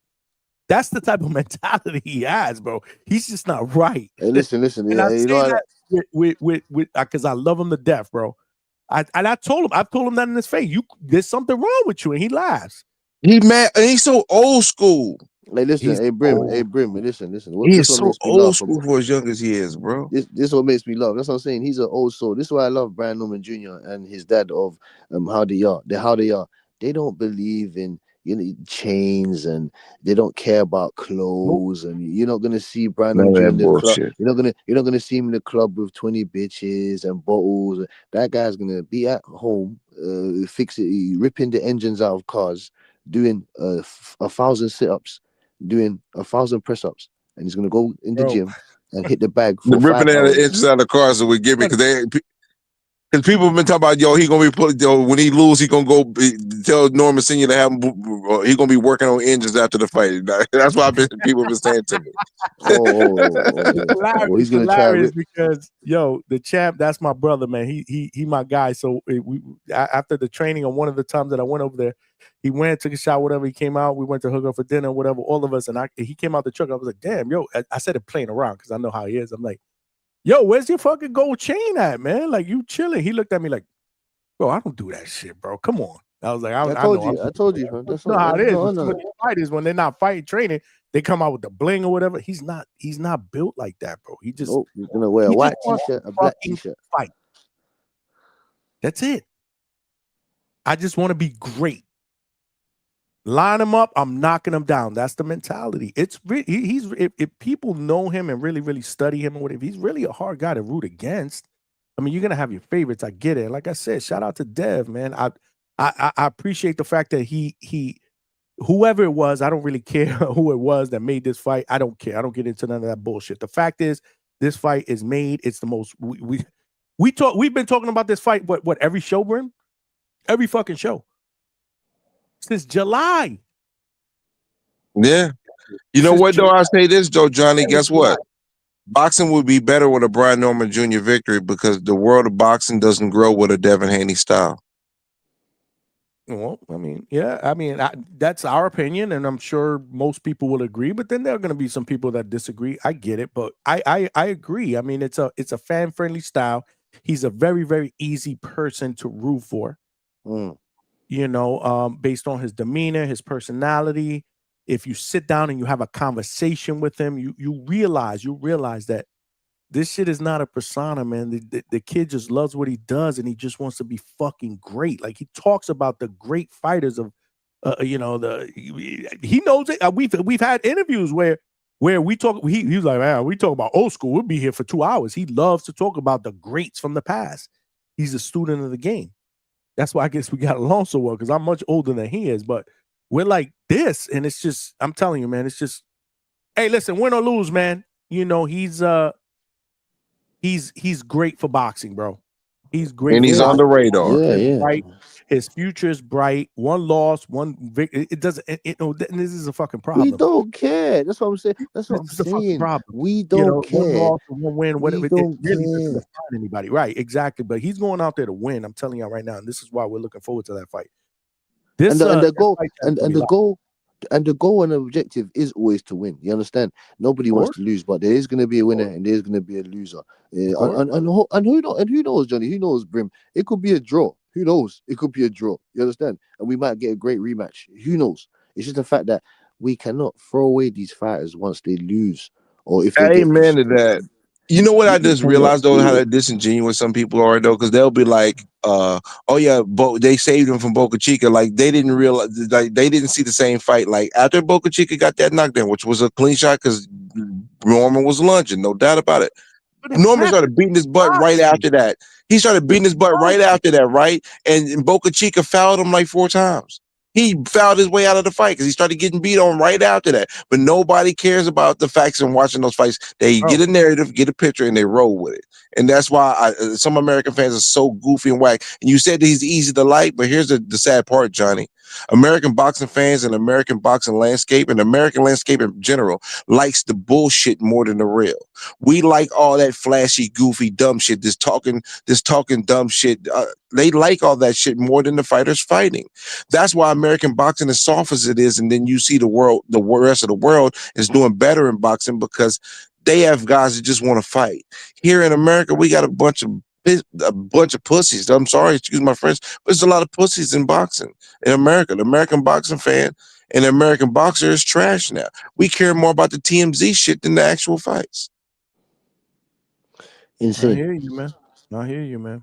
But the good thing is, like I said, this is we're going to get not just a good fight, a great card on November 22nd, and it's right around the corner, man. I can't believe we're actually a month away. We are a month away. I remember when we were talking about this in August, and I was like, what the fuck? Like, this shit is still how many months away? It's crazy. And we I know who Mexican boxing is, and the thing is, I know him from his other persona, his real name, and this is his pseudonym. I know who you are, Mexican boxing, and I can't wait to talk to your real profile when you do show up as your real profile, because I know who you are. So check this out. When I say you're American, I'm talking about myself. No, I'm talking about, I guess I am talking about myself, but I'm talking about the landscape of what I see of American boxing. Because I see the deterioration of American boxing, but I see the growth of the boxing sport worldwide while American boxing deteriorates because of jack wagon mentality and viewpoints that you present. And there's many like you. And that's why American boxing is a little bit trashy right now. He got $800 on Devin winning. Shout out to you, Mexican boxing. That's what's up. That's why don't get mad. Make sure you show up. Make sure you show up. Make sure you show up and don't be mad about your money that you donated. All right, because donation is important. Man. And shout out donating is important. It's a good deed. I'm not a bettor, so yeah, I'm not a bettor. Yeah, I ain't got nothing too crazy. I got a little light stuff, but my stuff is for DraftKings. You heard? Word. Them odds. I remember the Centillion fight when I remember Norman Senior was like him and Mark Nash was telling me, yo, they were talking to me, yo, how much you gonna put on the fight? Yo, I can't put. They won't even let me put all the money I want to put on it. I said, yo, I'll just put 200. I think I'm gonna do another 150. So I do another 150. Yeah, go and do it. I'm like, all right, bet. And I was mad because I was gonna do like 700, but I was like, I ain't got that much extra money to do it. But when everything hit with that KO, boy, we all counted the bank. I've been counting bank on Norman for a while. I owe him vig, bro. I owe Senior some vig. And I'm gonna owe him some more vig after this. But yo, Tim Boski, yo, Johnny, G. I'm going to bed now. I'm gonna enjoy my last day with my mom soon before I go see Norman again Friday because I get a chance to watch the brother put in some more work before I head back to the East Coast. And I want y'all all to be blessed. And at the end of the day, whether we agree or disagree, we love the sport of boxing, and we should continue to prop up the sport of boxing and love the sport of boxing. And shout out to Devin Haney, shout out to Brian Norman, because both of these pugilists are giving us what we want. Young guys, 26, 24 years old, putting up fights, and this is what it's supposed to be, because this is what boxing used to be for me as a youth, and we need more of it. A lot less TO fuckboy shit and more real shit like Devin is doing. This going in this fight with Brian Norman, and that's just what it is. Amen, brother. Hey, listen, man. God Enjoy bless. that time with Mom Duke and the family, man, and appreciate you jumping on, man. I appreciate you having me, man. I'll let you, Tim Boski. And you know what? When they tell you to get some tea and crumpets, tell them to give it to you and throw it at them once you get it. All right, my brother. Get some sleep, man. Yeah, fam. You have a great fucking night, Grim. On that work, man. Keep me OG posted, Briminal. One of the smartest in the game, man. He's about rapper as well, fam.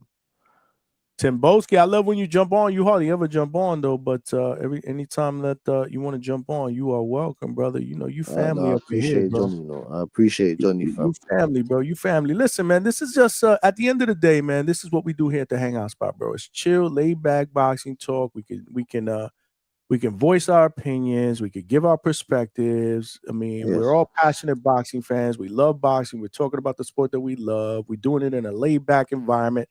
It's okay. It's a safe place. It's okay to disagree, to agree to disagree. It's okay if you go for one side, we go for the other. It's okay. It's all in good fun. But at the end of the day, we meet in the middle, bro. We love boxing, bro. Yeah. Underdogs definitely anybody can win. I'm saying, like, we're gonna root for a certain side or somebody, but it's okay. If one, like I said, we're gonna get we don't make excuses. We're gonna give props. I don't care. I've been wrong before. I don't care to be right. I'm not that dude. I don't have to be the smartest guy in the room. That's not who I am. This is fun. I love this shit. Talking about this shit, hyping up a fight that I believe doesn't even need the hype. It's fucking amazing, man. It's just amazing. And what makes it better, Johnny, is that you actually know Brian Norman Jr. You've seen him in the gym, so it makes complete sense for you. Exactly. So it makes complete sense for you to even root for him or want him to win that specific fight. There's nothing wrong with that. Oh, you know him. You have a personal attachment towards him. Do you understand? So yeah, man. Let the two young men let the best win, man. Let the best fighter win, man. It's going to be a very entertaining, interesting fight. In my opinion, Boski, at the end of the day, we win. All of us win, bro. Look at this fight. We've been talking about this shit since the end of July, but we all win, bro. The whole card's gonna be crazy. Tim Boski, I'm doing a live fight chat for that shit. It's gonna be crazy. Yeah, that's what I'm saying. That's what that's what I like. You got Sam Notes. A little bit of whatnot. We gonna be cooking. We gonna be cooking. I'm probably gonna be doing like 10 hours because I'm going on right before the main card. Then after that, we opening up the phone lines. We're going to talk about it. We're going to break it down. I'm not running. I don't do shit like that, so this is what we do. It's going to be epic, bro. In fact, the Friday night before that, the 21st, is supposed to be a pro box card in Fort Lauderdale that I found out about. I think Roman Villa is going to be fighting in the main event. My guy, Aaron Aponte. There's a couple of people that I know locally that'll be fighting on that pro box. And y'all know pro box is family. I usually work those cards. I'm not working that card. I need to get some rest. Because I know Saturday is going to be a fucking marathon, bro. Fuck that. Pro box, yes. Pro box. Yeah. It hurts my heart, but I can't because it's in Fort Lauderdale, so it's a couple of hours away. Meaning, drive over there a couple of hours. I got to do the whole fight card. Then by the time I get home, it's probably the middle of the night. Probably got to get up early, run some errands, and then the fight card is early because it's in Saudi. So if it would have been in the evening, that's different. I think the fight card probably starts around, I don't know, noon Eastern Standard. I don't know how it is in the UK. So yeah, man, it's I gotta Okay, yeah. rest I up. see. It's in the War Memorial Auditorium. Yeah. So I gotta rest up. So yeah, I'm making some sacrifices, but November 22nd is priority because we've been talking about this fight forever. And like I said, I gotta be here. If I'm not there live to support, I gotta be at least doing a live fight chat to support. So it's gonna be epic, man. It's gonna be great, man. But before that, we got a hell of fights. We still got a month left. We got a lot of fights in between. November 9th. We got Virgil. November 8th. I'm sorry, November 8th. We got Border Wars, and then that night we got Virgil Ortiz against Erickson Lubin, and we got the card with Lamont Roach. I mean, we got a lot of boxing. I think Lamont Roach is December. My bad, but it's just so much shit going on, bro. So much shit going on. I love boxing, bro. I love boxing. I love talking boxing with the DHS family, man. I really do, bro. Yes, man, because the month hasn't been quiet for the real hardcore boxing fans, but for the casual community or the people that just love to watch fights, it's been a quiet month for them. So as this November comes up, we have real interesting fights coming up, real big fights. It's going to be a big night and big month for boxing. The year's coming to an end. It's going to be a very interesting one. Absolutely. And this weekend was supposed to be the Fundora Thurman fight card.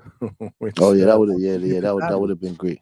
Yeah, that was supposed to be the Saturday, which sucks. We still got Fabio Wardley and Parker, which we will be talking about tonight.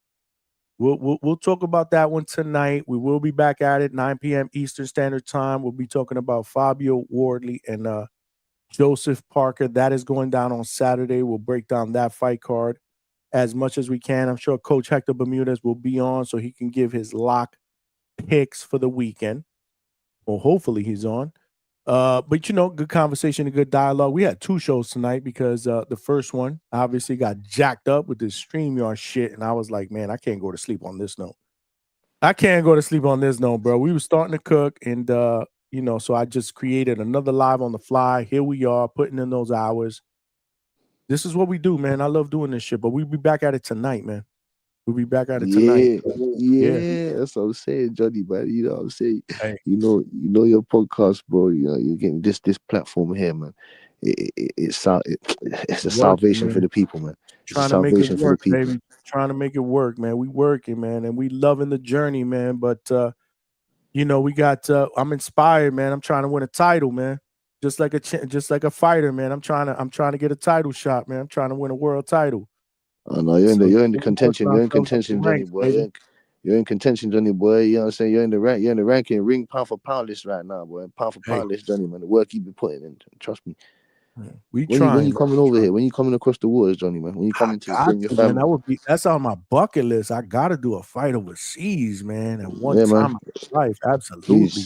Please. If you come over here, I'll most definitely look after you. What? We definitely gotta hook up, bro. That's a must. Come on, Johnny, man. No way Johnny. that I come out there and that don't happen, bro. We'll make it happen.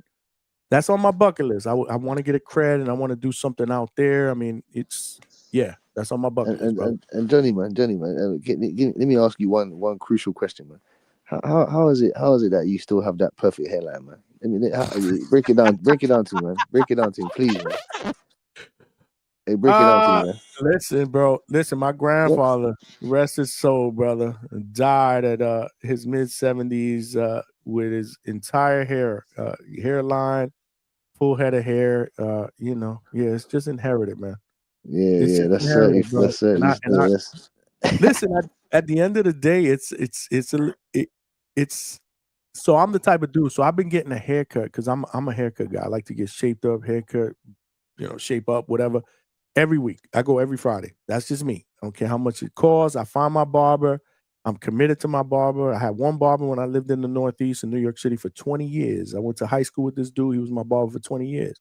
I moved to Pennsylvania for 7 years. I had the same barber. I find somebody that rocks out and they do a good job. I'm all about loyalty. That I'm a loyalty person. That's what I'm saying. These dudes, they show me love. They let me in camp. I'm loyal. That's just me. I found somebody here in Florida. She hooks me up. I'm loyal. So I'm just, I don't know, man. I'm just, Yeah, Johnny's loyal to the soil, fam. That's what I'm this shit saying, is Johnny, not fam. fake, bro. People be like, my shit is on Slack. My shit's not fake. And I'm not a young guy. But this is what I love. It keeps me looking young, bro. I feel young. If you look like you don't know how getting old is overrated, bro. Acting your age is over fucking rated. Ain't nobody trying to act their age, bro. Get the fuck out of here. Yeah, that don't make no sense to me. That doesn't make any sense. How Hell, can you, bro. who Act how made you feel. that rule? Who made Act how that you rule? feel. I don't feel my age. I feel good. Yeah. That's what we want, man. And I'm gonna keep continuing to feel good when we keep talking about these big facts, man. These big facts are coming up. You got Devin Haney, Brian Norman Jr., Anthony Yarn, David Benavidez. You have Abdullah Mason, Sam Noakes. Fucking insane, bro. That whole card is a treat, bro. We all win. Word. Christmas coming early that year. Christmas coming early this year. My man Trini Barnes, we got Tim Broski from the UK, and we got my man from the Bronx. We all over the place, bro. But this is where we come together at the Hangout spot, baby. Yes, sir. Yes, sir. This is where we put it all together. Respect, Tim. Yeah. Salute, Tim Broski. Yeah, man. I thought the show was over, man. It's crazy because I just tuned back in. The first show was over. Word, and then as well, because I sent you a message, some other site popped up on my timeline. And I checked, I hear Brim in there cooking. I'm like, yeah, Team Norman's, he doing his job. There's a lot of work out here for us. You know what I mean? So he was in there cooking. Yeah, man. On like a Finny site. I didn't know. I thought maybe you was kind of like, you wanted to get some boxing talk off the system too. But then I'm like, Johnny does this for a living, so he probably just chilling. But I sent the message anyway. Because you know I'm at work, you know, just keep me you know, I get paid to talk shit sometimes. For sure. Yeah, I saw your message. No, the shit got jacked up, and I was like, I'm not going to sleep. I'm not tired. I still got a couple of hours in me. Like, we got to get this right. Yeah, we got to fix. Yeah, so I'm saying we got to turn the light Tim, I was gonna ask you, man. What? I got a funny feeling Hearns is trying to make like a Whitaker Boots fight, man. No, that will never happen, Trini. No, that will never. Obviously, Trini, man. I understand where you're coming from. You know, Eddie Hearn is a real magician. You know, he likes to play with the magical. Yeah, he's a real magician. He likes to play with the magical hats. You know what I'm saying? That, but what Boots right now? You heard what he said. He's trying to just clear out the division at 154. Obviously, Ben Whitaker's at 175. He's a natural. I thought he was 168 for some reason. No, it's 175. Okay. Yeah. But yeah, like so I said, man, he got Najee problems to worry about. Yeah. Yo. We got Khalil Cole problems to worry about. You know what I'm saying? Because he's over there, Matchroom. Khalil Cole. We want O'Teef.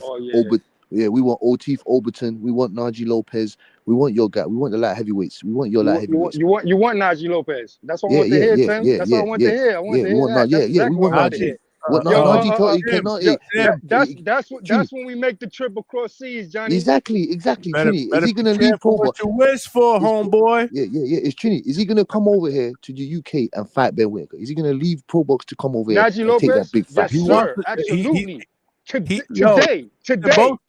He's told me personally he'll take that fight in a New York heartbeat. Yeah, and we Johnny, man, like I said, we could get that for Christmas, Timboski. Word. Oh yeah, Christmas. Like, we'll turn him into a Christmas goal. It's nothing but some friendly fire, Johnny and Trini. Don't worry about that. But we'll turn him into We'll turn him into a Christmas goal. We'll turn him into a Christmas goal. For sure. I saw some hill. You know me, I love my curry. I love my curry goat. Hey, Trini, I saw some hill knock down Najee Lopez. And a knockdown doesn't mean anything to me just because you got knocked down. I'm talking about what do you do after what's your response after you get knocked down? Do you know what I'm saying? That's why. Yeah. And you've seen it, right? And that's what I like the way he's coming up. Tough fights, get them out the way now. So he'll be ready for that big stadium fight. I've seen him in adversity.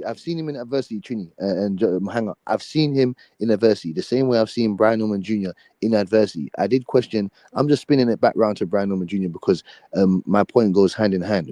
It's just that we've seen these guys in adversity. You know what I'm saying? Even though you haven't fought world level or 12 rounds, it's just that we've seen these guys in adversity. Abdullah Mason, Najee Lopez. Brian Norman Jr., Devin Haney. We've seen these guys in a multitude of adverse times. You understand what I'm saying to you? So that's what I love about certain fighters and thoroughly the American fighters and all types of European fighters, Asian fighters. But I'm just saying to you, I love to see what the person's response is after you're down in dumpsters, and we want to see what you can do without a utility belt. Let's see what you can do with a fucking pencil. You know what I'm saying? Yeah, You know what I'm saying? exactly. Yeah. And that's the thing with the pro box. They changed the whole blueprint of how these guys coming up. There's no more 20 light fights under your belt.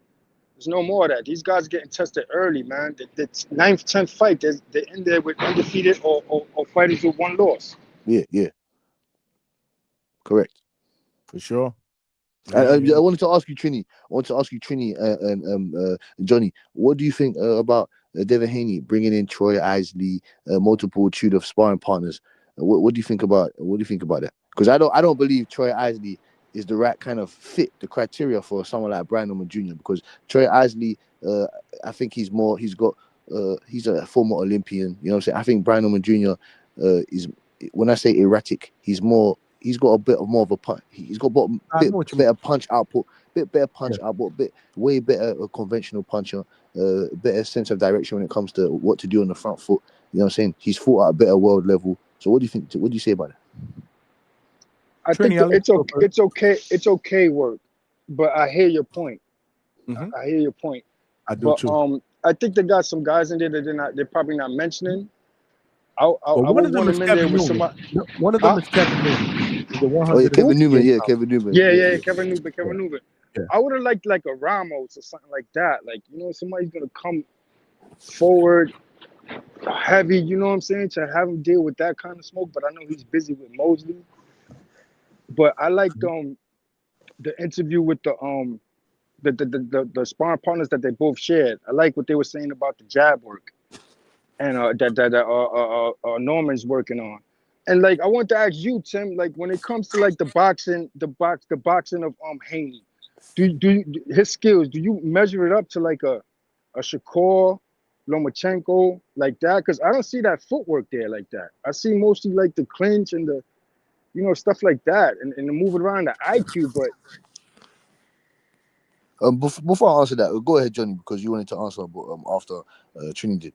No. I mean, yeah, I was going to say the same thing. I mean, I think he has some other people like Kevin Newman that are probably better suited because they're bigger. Obviously, they're more punchers, or considered more of a puncher than Troy Isley. But it's all right. I mean, it is what it is. But go ahead. Yes, Trini was speaking on Devin Haney. He doesn't really think the footwork is there like a Shakur Stevenson or the fluidity, like that fluidity that, you know, that like I don't see that in him. I don't know. I don't see that. Is it because your vast, the fond memory that you have of Devin Haney is what happened to him against Ryan Garcia? Is that I'm just asking. No. It's the competition. It's like he hasn't seen it Centillion. He hasn't. I like the way he looked against Ryan Garcia. He beat himself there fighting and trying to please the crowd. Ryan Garcia, the technical and all that, like, it's not there. It's not fundamentally. He got the left hook. That's it. The basics. I don't see it in him like that. If he would have got in trouble like that, and then everybody's giving him the credit for like out of the 4 horsemen that pushed to make the fights, none of y'all fought each other. Y'all all stood down there waiting for a Tank payday, trying to take advantage of Tank reach and waiting for him to, you know, oversize him and all that. And y'all waited for the payday. Theo ain't getting there with Loma. Theo ain't getting there with Haney. Haney ain't getting there with Shakur. None of them fought each other. Now they're all rushing up because they should have been moved up. That's my opinion. Like, I think Haney should have been up at 147, and I think it kind of damaged his career. And this is the wrong person to test it out, to be like almost like a weight bully and like coming up, like, you know what I mean? I feel like this is the wrong one to do it with. Well, it's hard to say if it's the wrong one, Trini, because in my opinion, I think the two styles is a great matchup. In my opinion, you have the technical boxer counter puncher in Devin Haney against the pressure boxer puncher, athletic pressure boxer puncher in Brian Norman Jr. I believe Devin Haney. I would love Johnny and you to argue if I believe Devin Haney's ring IQ is better than Brian Norman Jr.'s at this stage. Ring IQ. I believe his jab is better. I believe his timing is better, distance control, his composure is better than Brian Norman Jr. But there's things that Brian Norman Jr. does that Devin Haney can't even pick up a fork to. I believe his power, his punch output, his direction, his direction of punches. I believe Brian Norman Jr.'s will. When I say will, I believe he bites down. We've seen him. He can stand in the pocket and fight. I believe he's a better inside fighter than Devin Haney. There's a multitude of pros and cons for each fight. That's why I said it's a great fight. I believe it's going to be one of the best fights of the year, in my opinion. That's why I said we don't know how Haney's physicality at 147 yet. We have no idea. Yeah. We know Haney relies on precision. We know he relies on ring IQ, not raw strength. Brian Norman Jr. relies on raw strength, and he relies on his punching power, which is devastating at the division, in my opinion. We look at the outcomes that he put a guy on a stretcher, made him forget his memory. We haven't seen Derek Cuevas. Derek Cuevas is in the ocean somewhere, and Santillan, is he still in the morgue? Or did they pick it? Where is he? The last that I heard, he was moving up to 154 to potentially fight Xander, but that's not happening. So yeah, I don't know what's going on with him. That's what I'm saying to you. So like I said, Brian Norman Jr., in my opinion, is very fast, explosive. He's aggressive. You know what I'm saying to you? Likes to jump in multiple combinations, overwhelmed with flurries. He's got very good hand speed. He's more faster than I've never seen him in person in my life, but on camera, on video, on the TV screen or the computer screen, it seems like he's got very good hand speed, better hand speed than I predicted. You know, and I like his calmness. I like his calmness under pressure. And he's got winking at his dad at the corner in the Stantinian fight. Like, he's just calm. He likes to be in there. The smile on his face during the scuffle with the security guard. You know what I mean? I like all that I see in him. And I think he has to have footwork. We haven't seen it yet, but just knowing who his dad is, I think that got drilled in him, and we'll see it in this fight. And just as well as we're gonna see a little bit of the doghouse Haney in the pocket, like, trading when he has to. Remember, him and Tank went to war, and those are doghouse Mayweather camps. So we'll see a little of that too. And you're right, it's absolutely going to be a great fight, and he's going to live up to the hype. And I wouldn't be surprised if I see him in the ring again down the line. Yeah, I mean, listen, I can't disagree with anything Tim Boski says. I mean, based on what we've seen experience-wise, yeah, I mean, you got to give Devin the edge in what you said, but this is why this fight is so damn intriguing, right? Because there's a lot of question marks on Dev's side, right? Yeah. Moving up a weight class, fighting a guy that obviously is a puncher in the stature of Brian Norman Jr. He's also he's also 24 years old. He's a champion.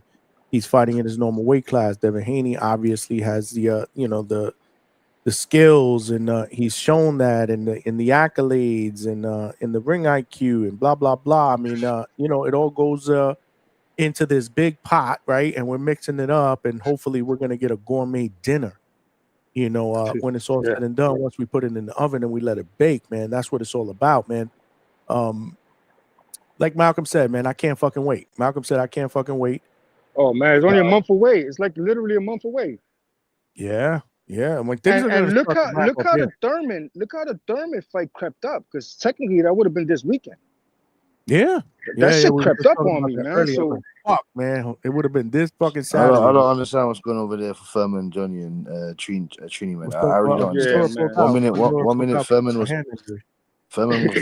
meant to fight. Furman was meant to fight. He was meant to fight. He was meant to fight Tim Tszyu. And then he got injured, and then now Fondora's injured to fight Keith Furman. What the hell is going on? He's like the Jets, bro. He's like the Jets. Yeah, he's like the Jets of boxing. The Furman, Jet Furman. That's what I'm gonna call him. Jet Furman. He's not even. Don't even compare him to the Jets of boxing, because at least he's been a fucking champion. He's been successful. Oh yeah. We can't say yeah, for real. For my entire fucking life, bro. Like that's just he seemed like he really wanted the title shot, man. I'm surprised he didn't try to call out backroom and try to at least go that route. See, Johnny, Johnny and Trini. I got another interesting one for you and the community. We'll spin it back to 154 now. You got Lubin, saying Boots hasn't fought nobody. You got people saying Boots are going to clear out the division. We were just speaking of Furman, Fundora, Bakram. Who do you have at the top of the heap? Trini and Johnny. Who do you have coming out of all the gun smoke or the volcano? Who do you have there, or what do you think can co-spire in that division? Because that division is a shark infested water. Definitely shark infested waters. Go ahead, Johnny. I mean, I think the right answer to that, Trini, is it remains to be seen. There's just so many different sharks that are swimming in that ocean, man. I mean, you got Fundora. Yeah, Fundora. You got the super Zayas. I'm going with Lubin, man, because I'm a Lubin fan, so he's due for a good win. I can't. I've been supporting him so long. I always go with him. Like I betted on him with the Ramos, and I told my homie I felt like he lost the Ramos fight, so I told my homie keep that $40. You know what I mean? Because that's how we do. I felt like he really lost, but I'm still going with Lubin. I feel like he has a good shot. He might get up for this fight, and I always want to see the rematch with him and Charlo. So I don't know. That's just me. That's mostly a hard bet though, because Ortiz is a beast. But I don't know. I see Ortiz making more of a name at 160 as well as Fundora. And Zay is a big guy too. So I don't see none of them guys being out here too much longer, man. Maybe 2026. And then they're all up there at 160, I think. And then the Normans and everybody come up. Yeah. No, listen. They're big boys. Just to give you a little bit of perspective of what we're talking about with Shark Infested, right? We're not even talking about champions. Xander Zayas, Bakram, Fundora, Abbas. Now we're talking. Those are the champions. Facts. We're talking about now guys that aren't champions, or Virgil, Boots, Ortiz, Lubin, the guy that Ramos. Well, Ramos is like Bohachuk, Madrimov. Still Madrimov, right? You got Brandon Adams in there fighting for Brandon Adams. Brandon Adams fighting. The other dude too is somebody else too. Keith Furman, Tim Zoo still hanging around. Yeah, Cromwell got to bounce back too. Yeah, you can't throw fighters away. You mentioned that we can't throw fighters away for one loss, and that's coming back now. Matias is champion again. You could drop the ball. You could have 1-2 losses, and we gotta wait. We gotta keep supporting these fighters, man. As long as you lose the fights that they want you in there with, you didn't lose. That's why I say even in Haney Norman, there's no losers in this fight. They both want to go on to do great things. Go ahead, Tim. No, sorry to cut you. Sorry to cut you, man. No. You're good. We know because we brought up so many fighters, and what do you realize that's happened down there, Trini and Johnny? What do you realize that majority, 70 to 80% of those guys down there, they've all got a loss. Look at we can't forget about Yoenis Tellez now. Yoenis Tellez is still there. Yeah, he's still there. Absolutely. It was funny when we talking about it. I was like, don't sleep on Yoenis Tellez, just one loss. He's still mad young. A lot to like there. I mean, again, this is what I'm talking about with this division, bro. It's crazy. You know what I rewatched? I rewatched the other night because we had all the Danny talk. I rewatched Garcia Judah, a 25-year-old against a 35-year-old, man. Judah did his thing in that. That was a tough fight in Brooklyn. That was like a real passing the Danny torch. in the second half of that fight, bro. Yeah, he hurt him. That's what Danny proved his jaw. Because that left hand of fucking Judah, that shit hurt everybody. That shit broke Cotto. He had the mouthpiece. Had the mouthpiece of Cotto going. If it wasn't for the Cotto low blows, that would have been a different fight. Think about that fight. Exactly. Yeah. No, he's been in there with the best, man. Zab Judah, shout out to him, man. But I miss those type of passing the torch fights. You know what I'm saying? Like, some people call it like a gatekeeper thing, but I like using, passing the torch, man. You know what I'm saying? Yeah, for sure, man. No, for sure, man. This is the beauty of boxing, man. I can't wait, man. November 22nd is it can't come soon enough. But the good news on is the 23rd, we celebrating the champ's birthday. I think his birthday is the day after, some crazy shit like that. Yeah. That's dope. That's dope. We probably still be live. Probably. It's gonna be crazy, man. Like I said, I'm actually gonna tap out of the Trini, you were asking me. Because I think you had brought it up when I said the Pro Box on the 8th. There is a Pro Box on the 21st on Friday. Roman B has the main event on that. All right. So I'll watch it, but you're just not gonna be there live. I can't, man. There's no way. It's in Fort Lauderdale. I found out about it. It's in Fort Lauderdale. Shout out to my guy Aaron Aponte. He'll be on that card. There's a couple people that I know that'll be on that card. Also, Johnny, this what you're doing. This is what helps people not throw away the boxes after a loss, because you get to hear about it, you get to know them. Even Cologne earlier, and you were a kid, you get to build that relationship. So if they take a loss, a tough loss, you still support them. So what you're doing plays a big part of changing the culture for the right. We don't throw fighters away. You know the deal if they lose. I interviewed the kid that Danny Garcia knocked out before the fight. Y'all know that. Yeah, I seen that. Yep, Good absolutely. dude. If he wants to come back on, we'll interview him. Yep. I mean, this is the way it works, bro. We don't throw fighters away here, man. Like I said, this is the hangout spot, bro. And I like what Cologne said. I like what Cologne mentioned about Polanco's footwork. That's gonna help build this homecoming fight for Norman. It's gonna make it intriguing. You know what I'm saying? Coach Bermudez was in the chat. He was living that shit, bro. He was taking shots at me in the chat. Yeah, I took a little shot at him too. He didn't see it though. I tried to keep it on low. That's a mad tough one as well. That's a mad tough one. You got them young cats down there. That's what I'm saying. That's a tough one. I told him I hope Polanco don't forget all that good knowledge coach is giving him after the Norman fight. I think he overlooked it. I tried to throw a shot.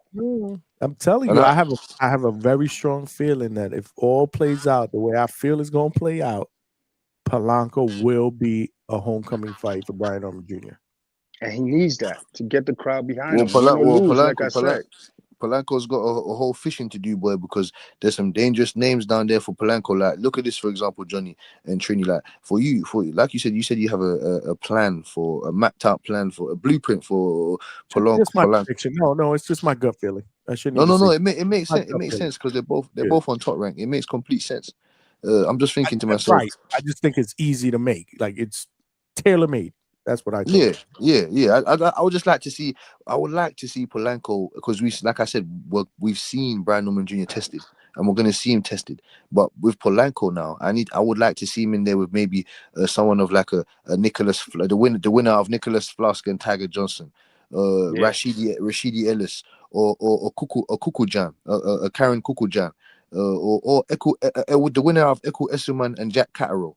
Or Alexis Rocha. I want to see Polanco with Alexis Rocha or Liam Paro. One of those great guys. Fight. All good fights. That's what I'm saying. I want to see great fight. Because I like Polanco. It's just that sometimes I believe he gets frustrated, like he gets brain freeze, with certain things that he tries to do inside the ring. But he's a great athlete.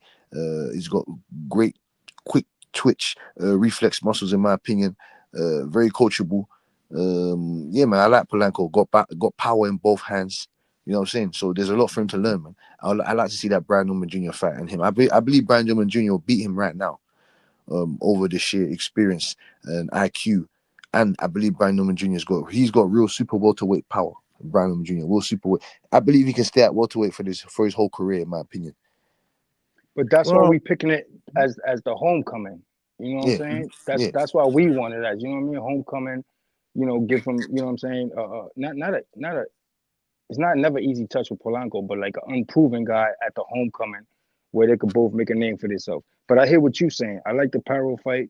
I do want to see him get tested and build it up a little more. And maybe even get a belt from Barriers or somebody, make a little unification down the line, make more money out of it. But I'm pushing. I'm trying to rush the ATL fight. I'm not gonna lie. Or maybe you can pick up the pieces of a Stanionis. Pick up the pieces of a Stanionis. So we'll bring out Velasquez, man. Where's Velasquez at? We'll bring him up. I wanted those. I was mentioning that. I wanted those fight over the Quinton Randall. I wanted him to get like to hype train it up. I wanted him in there with Santillion or the Cuevas to get a tough knockout, to get the casuals behind it. You know what I mean? And push for the fight. I'm really scheming. I ain't gonna lie. It's gonna be a tougher fight down the line, but it's still winnable regardless. For sure, man. Hold on a second. We got Weedy, man, with the 2-piece. Straight cash, homie. Let's pile up my money. Great show. Salute with the 100 emoji, man. Thank you, man. But it can't be a great show unless we got great people on the panel with me talking boxing and great people in the chat, because y'all been cooking, man. 2 shows. We actually did 2 shows tonight. I can't believe we did 2 shows, bro. We did 2. I'm telling you, I wouldn't have been able to go to sleep, bro. That's just me. I'm like, damn. That's just like he bounced back. But the interview was nice and smooth too. The interview order was smooth, and then it just went from one to the other. I thought it was a Haney bug. Nah, man. I don't know what this was. Definitely something on StreamYard. It was not my Wi-Fi. I've been fucking with it. I mean, I got great Wi-Fi because I work from home and I do Teams calls and shit like that. So I got fiber optic shit, gig. I mean, it's not that. but it was killing me, man. People in the chat were like, we sounded like robots, and then we were starting to have a good flow. Like we started to Yeah, get it was into flowing. Yep. I was dealing with it. At first, I thought it was my headphones. Yeah, but I can't do that. I can't, because if I'm on the other end, I'm that person that's like, I can't listen to this shit, man. Come on, man. Y'all gotta get your shit together. So I'm thinking, I gotta get my shit together. So I was like, you know what? If it doesn't work, whatever, we'll just go live tonight. But then I was like, man, I only did 2 hours and I'm still like, nah. So I just threw a thumbnail at part 2 and I just went back again, and it's been great. So what did you do to fix it? It just started working again? No, I just, and there was something wrong with that stream. I ended the stream. And then I thought about it. Should I not? Then I was like, you know what? Let me throw a thumbnail. Let me go back and do the same thing I do when I set up a show early in the day, so people could know. And I just set it up for like I think it was like 11:35. I said 11:45 in 10 minutes. And I just went live, and everybody said the sound is great. It's better now. It's better now than on the 22nd, bro. Get the kinks out now. It'll be good. I never heard no. Yeah, That was the first time. These are the trials and tribulations, man. We gotta figure it out. Let me hop off. I'm gonna stay tuned. Tim Boski, always a pleasure. Thank you, Trini, man. Always a pleasure to chop up with you, man. Stay up. Word up. Respect, Johnny. We're gonna be. We might have to go across east for the Najee Whitaker fight. That may be the first one. Take that. Yes, sir. Yeah. Bring your behinds over. That may be it, bro. Yes, sir. Hey. Yeah, I'm real picky with my felonies. I ain't got none, so I can make it over there. They're gonna let me in. Yeah, they're gonna let you in. They're gonna let you in. I'll be standing at the gate. So All right, take care, y'all. Appreciate you, man. Shout out to Trini, man, who's working, man. He works overnight, still find some time to listen, chime in. Hopefully he don't get in trouble. We don't want him to get in trouble, but we do want him to listen, man, and chime in, because again, man, we are doing this for the second, third, and overnight shift here in the States. I know it's a little bit different when Tim Boski's at. He's he's overseas, and I appreciate him as well, because it's early in the morning. What time is it over there? 7:45, man. Jesus, man. The fact that you rocking out with me, man, I just want to hug you, 100, man, Johnny, man. I told you, John, I love boxing, man. You know what I'm saying? We all love boxing. People love it to a certain extent.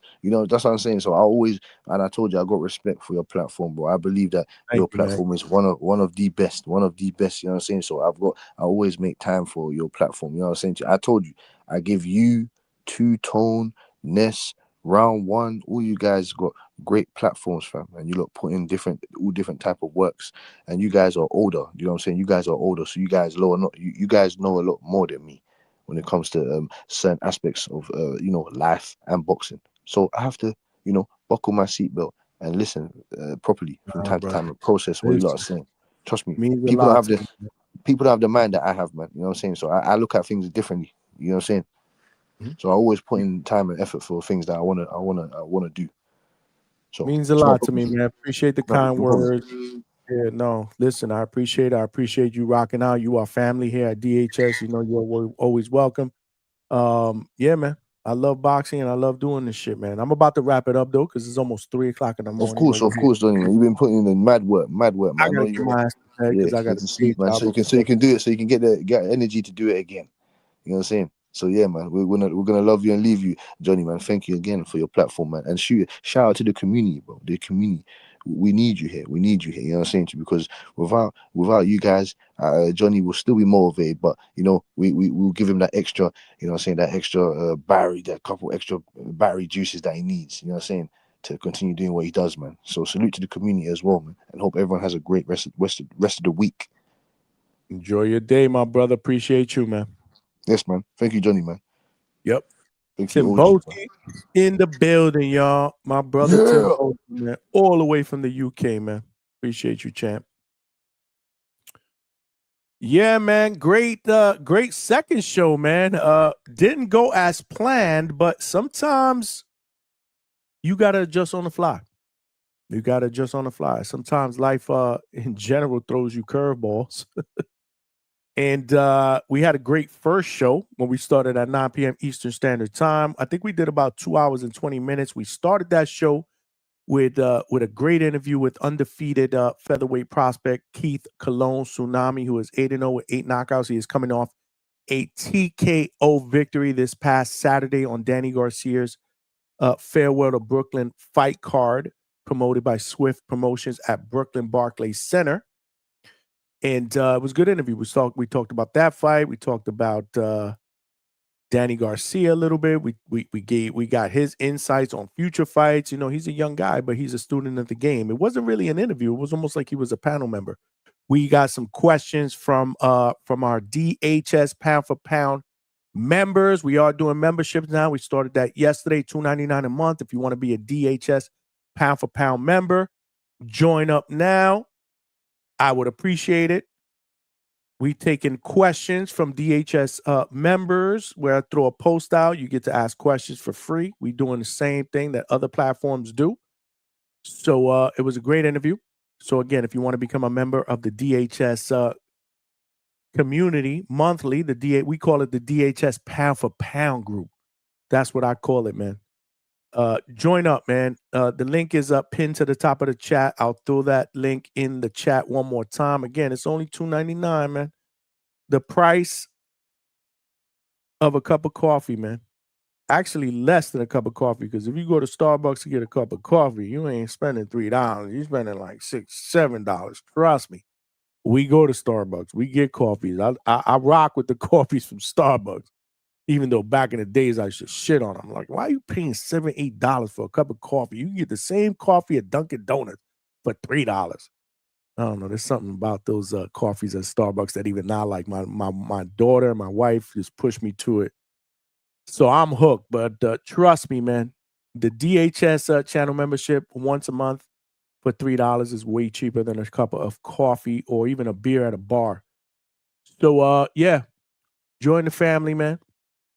We just started the memberships yesterday. We got close to 20 members. Appreciate that. But you can subscribe to the channel and tell a friend to tell a friend. That's free. And I would appreciate that. We are trying to get to that next goal of 3K subscribers. We've only been doing boxing content for about 18 months. That's a year and a half. And we need to get to that 3,000 mark before November 22nd. Before we hit that go live, because we will be doing a live fight chat for that epic November 22nd card. It would be, how could we not?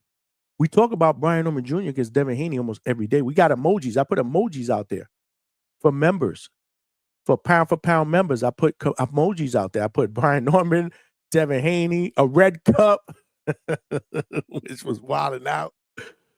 I put a red cup emoji, man. We having a good time. As we get more members, I'll be able to open up more emojis and get some fun stuff going on there. Get some fighter emojis so we could get out there and salute. Get out there, have a good time. I just love the chat and having doing emojis. I think it's a good time. But anyway, we ended up running through a roadblock and sounded like robots 2 hours into the first show, right when we were starting to cook and take calls, talking about our topic, which what do you believe is the most exciting and best round you've ever seen in the history of boxing or in the history of your life? And then we started sounding like robots. People couldn't hear us. I tried to reset my Wi-Fi, blah, blah, blah. Nothing was working. So I decided to end the show. And then I'm thinking like, man, we only did 2 hours and 20 minutes, man, and we just started to cook. When does any of our Hangout Spot shows end in 2 hours and 20 minutes, bro? I don't think I've had a show in the last 8, 9, 10 months that have been anything under 4 hours. We usually cook, man. We here for the second, third, and overnight shift. So I decided, man, I ended the show and I'm like, let me rock out. Let me see if this is it wasn't a Wi-Fi issue. It's definitely a StreamYard issue. Because I ended the show, reset my Wi-Fi, had no issues with my mixer. Everything else was set up. And then I went on, threw a thumbnail out there on the fly, titled this show Part 2 of the topic that we had in show number 1. So if you get confused, that's what it was. And then I went on, no issues, bro. No issues, bro. No issues. There's been no issues with the sound. We have community members that came on the panel. Shout out to Tim Boski from overseas, from the UK that jumped on. Trini Bronx was on here. Malcolm was on here earlier. Vega was on earlier. I mean, we were cooking. We were cooking. So we ended up doing 2 shows tonight combined. Let me see. This show is pushing 3 hours. So we just did 3 hours and we did 2 hours and 25 minutes on the first show. So we did over 5.5 hours worth of show, which is what we usually do in one show. So shout out to all of y'all that contributed with super chats. Again, appreciate all of y'all. Shout out to my guy, CJ Rich, Boxing and BS. who has just become a member of the DHS pound for pound list. I salute you, my brother. Thank you, man. Thank you so much for being my friends.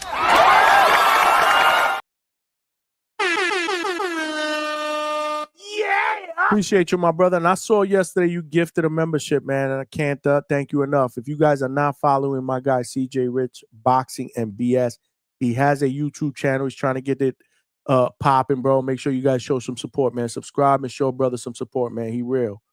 He a real one. Appreciate you for being a member, CJ. And I appreciate everybody for shooting out super chats on both shows. We've been cooking, man. Great topic. We really didn't talk a lot about the topic, though. So we may have to continue this conversation on another show because I'm really curious to get more callers to tell me what they believe in their heart is the most exciting and best round that they've ever seen in boxing.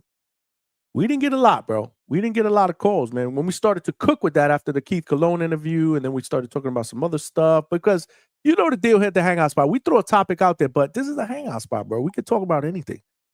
Let's not forget, Sunday night, we started talking about football, baseball. Then we had a freestyle rap battle between Brim and Stock Chasers. We got crash outs. So we try to keep it in line, but sometimes we drift off. But that's what it is. When you chilling here, right, at the Hangout Spot with a bunch of your boys, your peoples, your family members, sometimes we're going to drift. Like Trini says, this is the Hangout Spot. We could talk a little bit about anything. We could vent. We could talk about personal shit. I don't care. But we really didn't talk a lot about the topic that I wanted to talk about. So we're going to probably table this for another show. We're going to bring this topic back up because I'm really, really interested to hear what people believe is the best round in boxing history in their mind. So we got some perspectives, but not everybody's. So, don't be surprised if we circle back to this topic. There are a few topics. Shout out to Vega, Malcolm, a few people that are members that have shot me topic suggestions. I got those in my back pocket. Trini, I got those in my back pocket because there's going to be shows, like I said, where there's not a lot going on in the world of boxing on the weekend. We need a topic because we got to keep it going. It's about consistency, man. This is what we provide every night, Tuesdays, Wednesdays, Thursdays. We may go an extra night. We may do Mondays. We definitely doing Sundays now. So again, this is about consistency. So we got to get good topics. We got to get good topics that's going to engage people to want to call in and talk that shit, whether it's on the panel, calling in, or in the chat. We're going to start setting up X Spaces so we could take X Spaces calls. Shout out to all my people at X. Make sure y'all share the channel. Share the channel, share the show. Follow me over there. Come on over here. Subscribe to the channel on YouTube.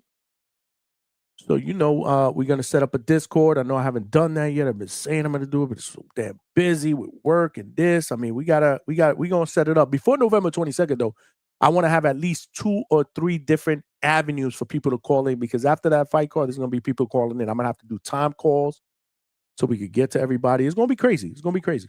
It's going to be absolutely crazy. Shout out to all of y'all that are cooking in the chat. CJ, I appreciate you, my brother. I got you.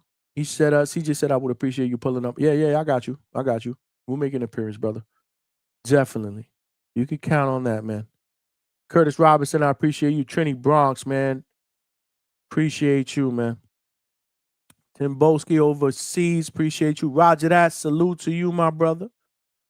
Salute to you. Round 1, salute to you. That's that is the DHS round 1, not the TBV round 1. That's right, round 1. You are the DHS round 1. Appreciate you, my brother. Big Motion Boxing was good. Appreciate you. Johnny, what up, cuz? Appreciate you, fam. Weedy, I appreciate you. Appreciate the super chats. Malcolm, my guy. Malcolm got that list. Malcolm, it's not going to be good for you November 22nd. Just saying.